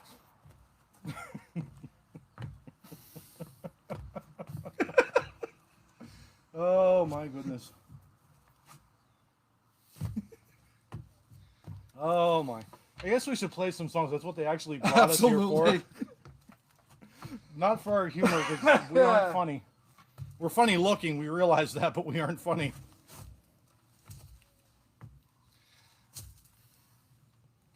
I don't know. I'll try not to. Oh, we just did a rousing sea shanty. Mm-hmm. Should we do, oh, I know. I know what we should do. We should do a song about how we met and how much we like our rum. What rum? Well, we are the reason why the rum's all gone. Ooh, I'm in the shade now. I can see. This is great. Somebody's throwing shade. Thank goodness. I love a bright sunny day, but my goodness, that was sweaty. And it's November. So, we're the reason why the rum's all gone. That's your line. You join in on the chorus and yell back at the computer screen, and we'll trust you. Trust us, we'll hear you. And if we don't hear you, we ain't gonna do anything because we're on the other side of the computer screen. Or do it louder. Or do it louder, yes.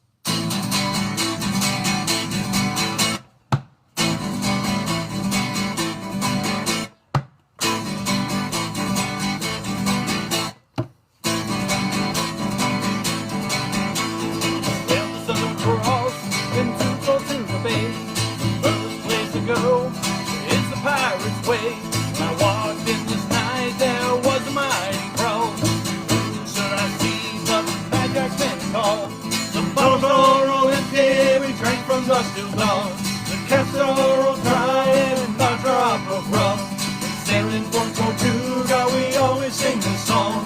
We're the reason why the rum's all gone. That's your line.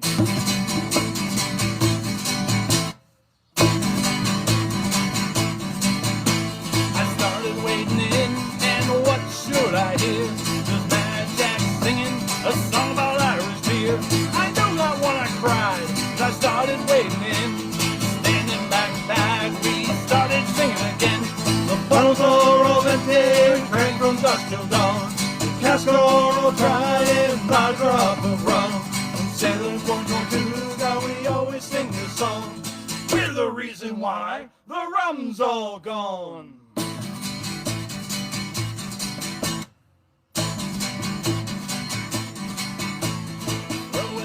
right, so swing in a chair. We cleared out the bar, and the bartender stared. Turned to face each other as we ended the song. Jack smiled and said, hey, let's make the rum all gone. The bottles are all empty, we drank from dusk till dawn. The casks are all dry, and not a drop of rum. When sailing for Tortuga, we always sing this song. We're the reason why the rum's all gone. The bottles are all empty, we drank from dusk till dawn. The casks are all dry, and not a drop of rum. When sailing for Tortuga, we always sing this song. We're the reason why the rum's all gone. So that's how we met. And why the rum's all gone. And why the rum's all gone. All at once. All at once. It was a remarkable thing. So we've been doing this 6 years now? Has it been 6? I want to say it's been 6. 5. No, 5. Going on 5. Yes, going on 5. Let's see what's going on with those comments. Let's see. Oh, people are typing it back. That's pretty cool. I can work with that. And I did see you, Jake. How you doing, Jake? How are our friends on YouTube doing? You holding up there? Let's see here. Comments. This is dancing music. Are you dancing it? Yes, yes, yes, we are. All right. Yes, Angie, we did hear you singing your line at home. That's fantastic. What else we got going on here? We got some, what's going on Twitch? Well, Jake showed up. He said he's doing fine. Hope you're enjoying the music, Jake. From State Farm? Yes. Is he wearing khakis? Probably. Are you wearing khakis, Jake? Probably. Okay. He's doing homework to great pirate music. Oh. Who knew we were homework music? Hey, I'll take it. Me too. So this next song, and we apologize to the great Doug Bischoff. I know he did this earlier, but we're going to do our version. This is a song we sing as a warning to all the young men out there. Hey, Jake, that's you. Put the pen down. This song is for you. And it's to beware. Yes. Hold on, wait. One more time. On 3. Jake, this song is for you. So this is a warning to all the young men in the audience called the Black Velvet Band.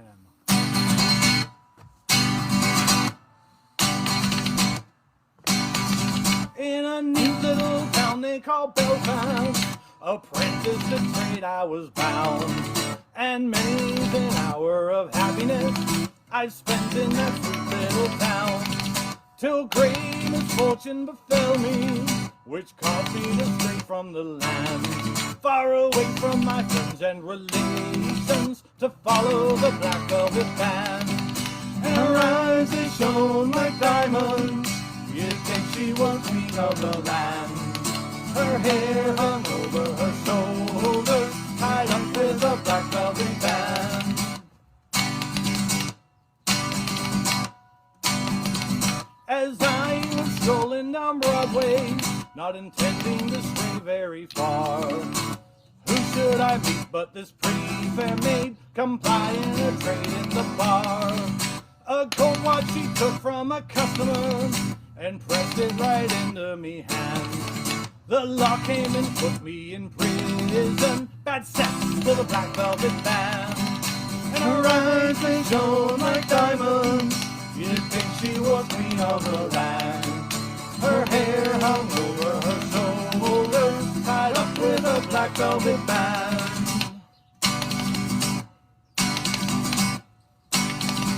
Next morning before judge and jury, for trial I had to appear.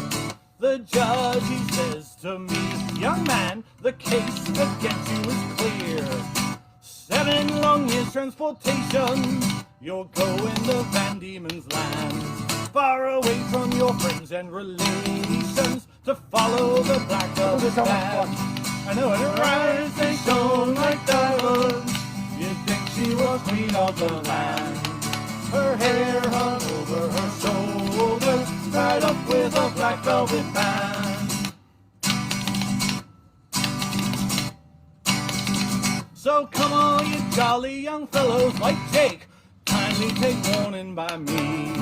Whenever you're out there in Belfast town, beware of the pretty Colleens and Jennifers and Kaylas and Jessicas and Brittany's. The best thing to do, get the baby book, the book of baby names. Yes. Go to the girls section. Yes. All of them. Just beware. Just beware. The entire book. All of them. All of them. For they'll fill you with Guinness and Jameson until you're not able to stand. That sounds pretty good, though. That part does sound pretty good, but it's unfortunate we got to finish the song. And the very next thing that you know, me boys and Jake, you've landed in Van Diemen's Land. Oh, that's what it's bad. That part is bad. And her eyes shone like diamonds. You'd think she was queen of the land. Her hair hung over her shoulder, tied up with a black velvet band. And her eyes shone like diamonds. You'd think she was queen of the land. And she was. Her hair hung over her shoulder, tied up with a black velvet band.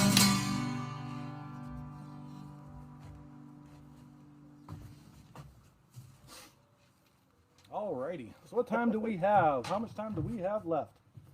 How stands the hour? 3:43, sir. All right. No, so someone said that's where the rum went. That's right. That's where the rum went. Let's see here. So heed that warning, Jake.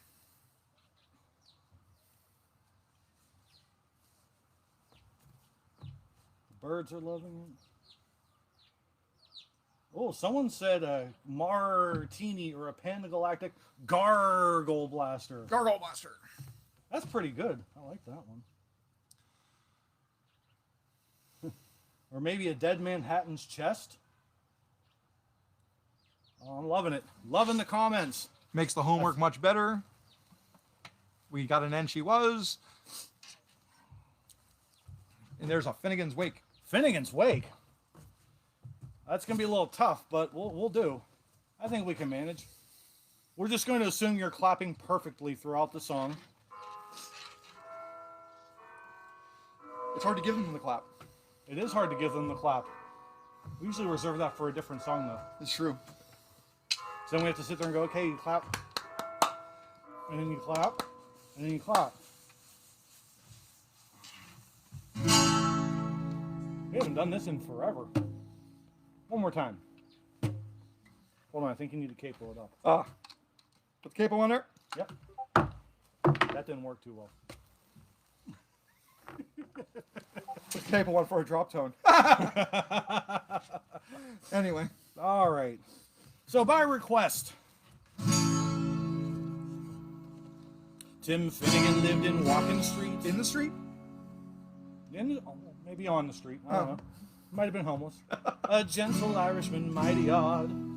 He'd a beautiful brogue, both rich and sweet. And toward our ease in the world, he carried a hod. Now you see the sort of a tippler's way. With a love of liquor, poor Tim was born. We want you clapping at home and help him on with his work each day. He did jump for the grazer every morn. Work for the van, I'll jump to your partner around the floor. You try to shake, wasn't it the truth? I told you lots of fun at Finnegan's Wake. We're just going to assume they all stop clapping because they're all fair veterans. They know this song. And we're not getting any free drinks. It's true. One morning Tim felt rather full. His head felt heavy, which made him shake. He fell from the ladder and he broke his skull. Ow. Thank you. We need some sound effects. Yeah, but ow. Yeah, I know. And they carried him home, a corpse to wake. Well, they wrapped him up in a nice clean sheet and laid him out upon the bed with a gallon of whiskey at his feet, a barrel of porter at his head. Whack pulled it down, I'll dance to your partner around the floor. You try to shake, wasn't it the truth? I told you lots of fun at Finnegan's Wake. His friends assembled at the wake. How should I get the right chord, huh? He's friends with the Autobots? He's friends with the Autobots. They assembled at the... Or no, it's the Avengers. The Avengers assembled at the wake. Them too. Them too. Unfortunately, this is not the Celtic Geeks. This is... But that's okay, because I'm sure there's lots of geeks in Appalachia too. So, all of our friends in Appalachia, you assembled at the wake, and we need you all to yell lunch at the computer right now. And the Mrs. Finnegan called for lunch. Lunch! You're awfully hairy, Mrs. Finnegan. First they laid out tea and cake, then pipes, tobacco, and whiskey punch. Well, the widow Malone began to cry. That's all you get. Such a nice clean corpse did you ever see? Ah, Tim born in a white is a die, and none of your gobs is Patty McGee. Whack for the dime, I'll get you popping around the floor, you try to shake. Wasn't it since I told you lots of fun at Finnegan's wake? Well, Mickey Maloney ducked his head. Whoops. Well, Biddy Maloney took up the job. Might help if I get the right verse, huh? True. You're out, Biddy, says she. You're wrong, I'm sure. That's why I wasn't ready. If a man's alone in the woods and he starts talking, is he still wrong? Biddy fetched her a belt from the grub, something to think about, and left her sprawling on the floor. Well, Civil War did soon engage. Or if you're from south of the Mason-Dixon line, the War of the States. War of Northern Aggression. Or that one, yes. Either is acceptable. 'Twas woman to woman and man to man. I guarantee you every southerner in the world was like, his southern accent is terrible. Shillelagh law was all the rage. Rowing eruption soon begun. Whack for the dime, I'll dust the partner around the floor. You try to shake. Wasn't it since I told you lots of fun at Finnegan's wake? Well, Mickey Maloney ducked his head when a bottle of Jameson flew at him. That's what I'd be doing. It missed and landed on the bed, and the whiskey scattered over Tim. Tim revives, see how he rises. Tim Finnegan rising from the bed. That's right, folks, the Irish Walking Dead. Saying, spill your whiskey around like blazes. When I'm on the you think I'm dead. Whack all the dime, I'll dust your partner around the floor. You try to shake. Wasn't it truth? I told you lots of fun at Finnegan's wake. Hey, whack all the dime, dust your partner around the floor. You try to shake. Wasn't it the truth? I told you lots of fun at Finnegan's wake.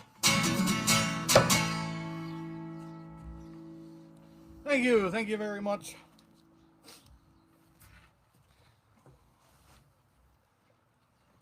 But lucky Tim. What a waste. And I see we stopped, I promise. I saw who typed that. And I know they occasionally, as well as they know the song, have slipped up. So anyways, let's do another toast. Rye. Wheat. That's 2 more toasts. It is. All right, I'm going to try and remember this one because it's one of my newer ones. May the roof of your house never fall in and the friendships underneath never fall out. Sláinte.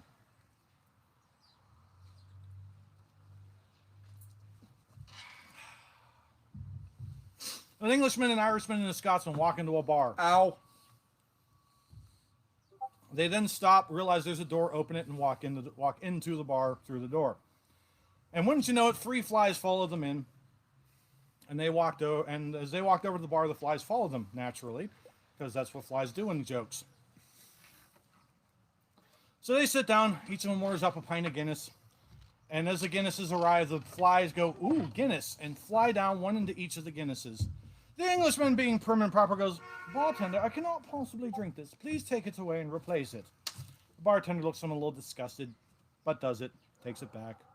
The Irishman drinks it up and goes, ah, extra protein, drinks it down one whole thing. The Scotsman picks up his mug, looks at the fly, glares at the fly, and says, picks him up by the wings and looks at him and goes, spit it out, you wee bastard, spit it out.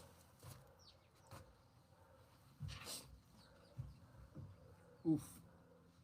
You've heard that joke way too many times. He can probably recite it by in his nightmares. So, well, let's see. So I know we're getting close to the end of our show. We got about 10 minutes left. I think it's about that time. About that time. About that time for those drink suggestions. So we've gotten a few. I've seen Pan-Galactic. We've seen Moonshine. We've seen Martini. Starkle, Little Twink. Who the heck am I? think some people I'm under the alcohol of alcohol, but I'm not. I've only had tea martinis, and the drunker I sit, the longer I get. That's right. The drunker you get, the better we sound. Woohoo! Well done, sir. Well done. So we have a few drinks on the list. I'll be honest, it's really hard to get to the YouTube ones. I apologize because the stream's a little bit behind, and I have to go like this to look at it. So, but I got a couple of those suggestions from the YouTube group, so we'll be doing that. Rum. I think that goes without saying. So anyway, well, this time it goes with saying. They said it. That's right. They did say it. You are correct. So we're gonna do our song. It's called "A Drop of Nelson's Blood." A quick little bit of history because we like to be edutaining. Yes, we like to be edutaining. We have about 9 minutes left, and this song usually takes a while. So, Lord Admiral Nelson was the greatest admiral in seafaring maritime history of all time. He won every battle he ever fought, including the one he died in. Now, the Battle of Trafalgar. That's impressive. It is. The Battle of Trafalgar, 1805. There's our education part. So if you ever see it on Jeopardy, you're like, hey, the cross cannons taught me that. And if you're ever actually on Jeopardy and we end up winning you lots of money, make sure you send some of it our way. Don't forget. Very important. But anyway, so him being of noble birth, they had to take him back to England to bury him, and they needed something to preserve his corpse. So they looked around, and the only thing they could find was a barrel of bourbon. Wait, what? Yes. I don't like this story anymore. I know, it gets worse, too. That's the great part. It gets worse. So anyways, they stuff him into the barrel of bourbon and begin sailing from Trafalgar to England. And it's a long, long sail from Trafalgar to England. About that, yes. Assuming the map is the size of the globe. But anyway, I don't know. I'm just making this crap up as I go along. Anyway, so on the way back, all the seamen, of course, are getting their alcohol rations every day, which is about a fifth of alcohol. And wouldn't you, And wouldn't you know, they're down to one barrel. And guess who's in the barrel? Wait. You're not going to say that? No. Yeah. Admiral Nelson is in the barrel. I told you I didn't like the story anymore. So they start drinking all the bourbon from Admiral Nelson's barrel. So if you hear the term "a drop of Nelson's blood," it usually means a shot of rum or a shot of bourbon. So we're going to do a couple verses, and we're going to try and keep up with the comments. It's a little challenging doing it this way, but hey, who's up for a challenge? We are, apparently. So this is one of our favorite songs. It is called "Roll the Old Chariot" or "A Drop of Nelson's Blood."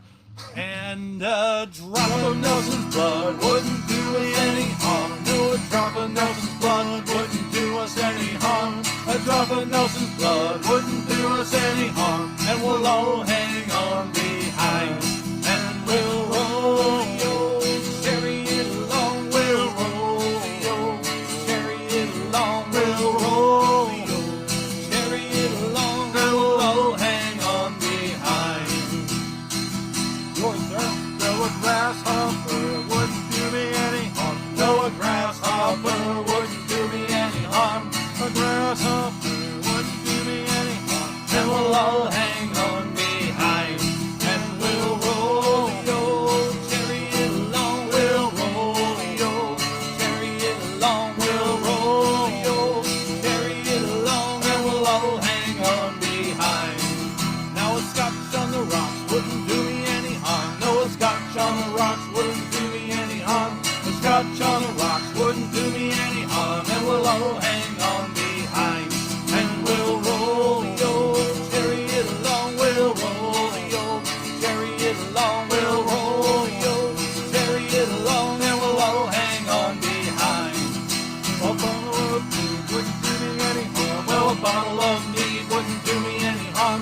A bottle of mead wouldn't do me any harm. And we'll all hang on behind, and we'll roll your chariot along. We'll roll your chariot along. We'll roll your chariot along, and we'll all hang on behind.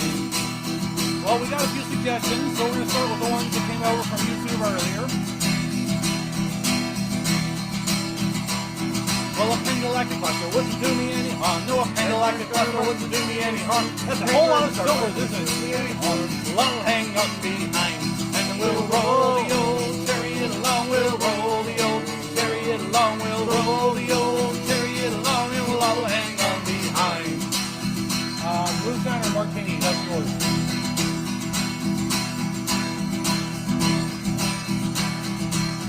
Oh, I want to see you do that one. Well, screwdriver wouldn't do me any harm. Well, screwdriver wouldn't do me any harm. The screwdriver made with Uncle Matthew organic orange juice wouldn't do me any harm. And we'll all hang on behind, and we'll roll the old chariot along. We'll roll the old chariot along. We'll roll the old chariot along, and we'll all hang on behind. Well, a bottle of moonshine wouldn't do me any harm. No, a bottle of moonshine wouldn't do me any harm. A bottle of moonshine wouldn't do me any harm, and we'll all hang on behind. And we'll roll the old chariot along. We'll roll the old chariot along. We'll roll the old chariot along, and we'll all hang on behind. Martini. Well, Martini wouldn't do me any harm. Well, Martini wouldn't do me any harm. Shaken, not stirred, wouldn't do me any harm. And we'll all hang on behind. Lots of paint, and we'll roll the old chariot along. We'll roll the old chariot along. We'll roll the old chariot along, and we'll all hang on behind. Well, a Bloody Mary wouldn't do me any harm. No, a Bloody Mary wouldn't do me any harm. A Bloody Mary wouldn't do me any harm. And we'll all hang on behind. And we'll roll the old chariot along. We'll roll the old chariot along. We'll roll the old chariot along, and we'll all hang on behind.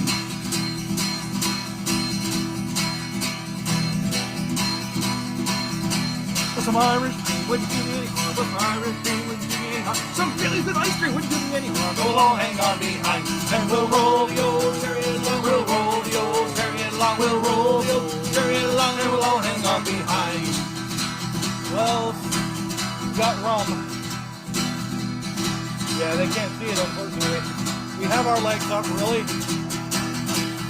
Well, some Captain Morgan wouldn't do me any harm. Some Captain Morgan wouldn't do me any harm. Some Captain Morgan wouldn't do me any harm. I'll hang on behind, and we'll roll the old chariot along. We'll roll the old chariot along. We'll roll the old chariot along, and we'll all hang on behind. Well, a really fast horse wouldn't do me any harm. A really fast horse wouldn't do me any harm. Really fast horse wouldn't do me any harm. And we'll all hang on behind, and we'll roll the old chariot along. We'll roll the old chariot along. We'll roll the old chariot along, and we'll all hang on behind. Woo! That might have done me some harm. Well, the end of the song wouldn't do us any harm. Well, the end of the song wouldn't do us any harm. The end of the song wouldn't do us any harm. And we'll all hang on behind. And we'll roll the old chariot along. We'll roll the old chariot along. We'll roll the old chariot along. We'll all hang on behind. And we'll roll the old chariot along. We'll roll the old chariot along. We'll roll the old chariot along. We'll all hang on behind.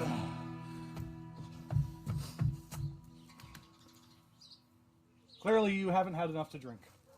It's true. We're dead spot on 4 o'clock, so we're going to send you back over to the Duke and Duchess in just a moment. But they did ask us to do one more song, so feel free to flip. If you're not on YouTube, flip back to YouTube. We'll post the link in the comments in just a moment, so that way you can get to the right place and say goodbye for the last and final parts of our show today. And we're going to do our last song, which is The Parting Glass. Of all the money that e'er I've spent it in good company. And all the harm that e'er I've done, alas, it was to none but me. And all I've done for want of wit, to memory I can't recall.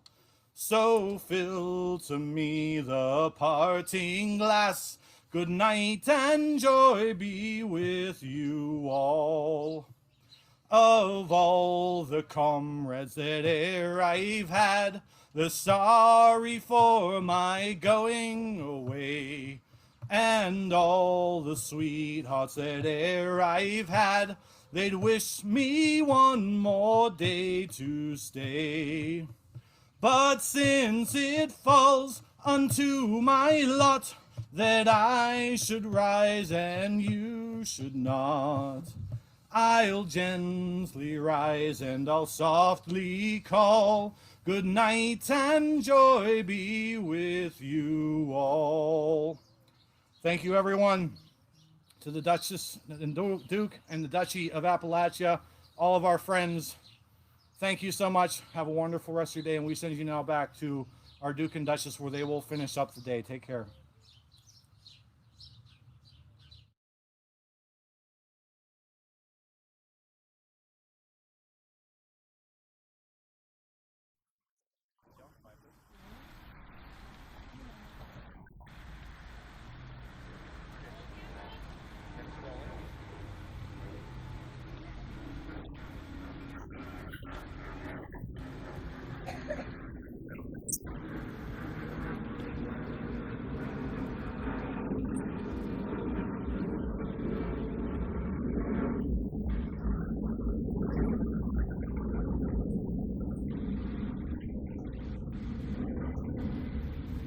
Thank you for joining us once again today.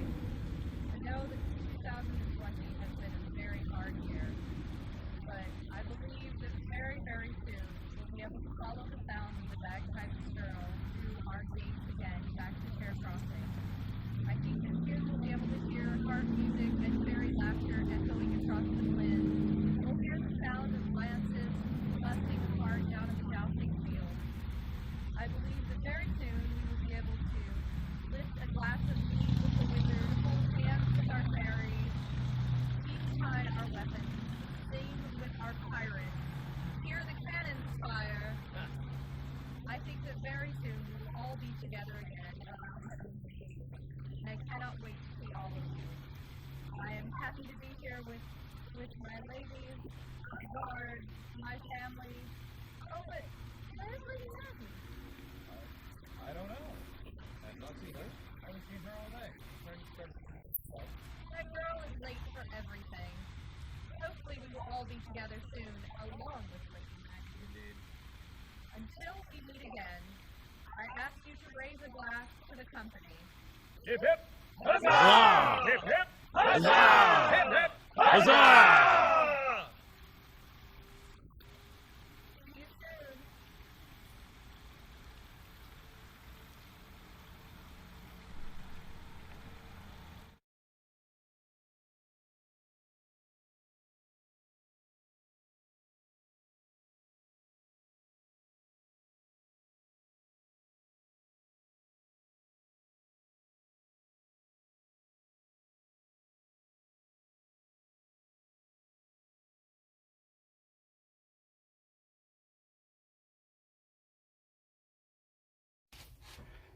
Good afternoon, lords and ladies. My name is Weston Taylor, one of the actors and performers here at the Appalachian Renaissance Faire. Just want to take a moment to thank you for tuning into our virtual show this year. Hopefully it's the only time we'll ever have to do this, because we hope to see you in 2021. All of that being said, I wanted to take a second to talk to you about our festival, how you can show some support, and what we have coming up for you in 2021. So, first off, the Appalachian Renaissance Faire is a completely non-profit organization run solely by volunteers, all the way from our board of directors all the way down to the actors like me and everyone behind the scenes. We, as a show, survive mainly off of our ticket sales. We also have a gift shop, and we also have the occasional business sponsor, but it's not something that we can consistently rely on. So, that being said, we have a link, should be in the video description, and it is on our Facebook event page. Our ticket sales usually range from $15 for a day, $25 if you came both days, but anything you could do to show some support to help us keep putting on fantastic shows for you would be greatly appreciated. Our vendors also have their pages, and you are welcome to go and peruse and shop their wares. Highly encourage that, because most of the festivals around the country were unfortunately unable to open or are doing virtual shows, just like we are, and has greatly impacted those folks as well. Our bands and performers should have links on their performance videos where you can go and tip them if you particularly enjoyed their shows as well. They put them on just for you. So, all of that being said, business out of the way, here's some fun stuff we have coming up here in the future. Our cast and crew are currently working on some web episodes of just some ARF storyline to kind of lead up to our show next year, which should be bigger and better than ever. We have a Midsummer Festival coming up next year. Details for that should be released early next year, possibly in the spring, but we're hoping to get it to you as soon as possible.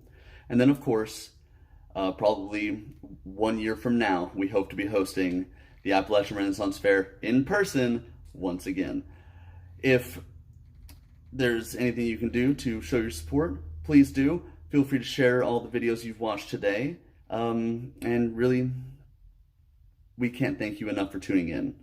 Please share this with all your friends. We really hope to see you again next year. Stay safe out there, because without you, the show's really not worth putting on. Have a wonderful rest of your day. See ya.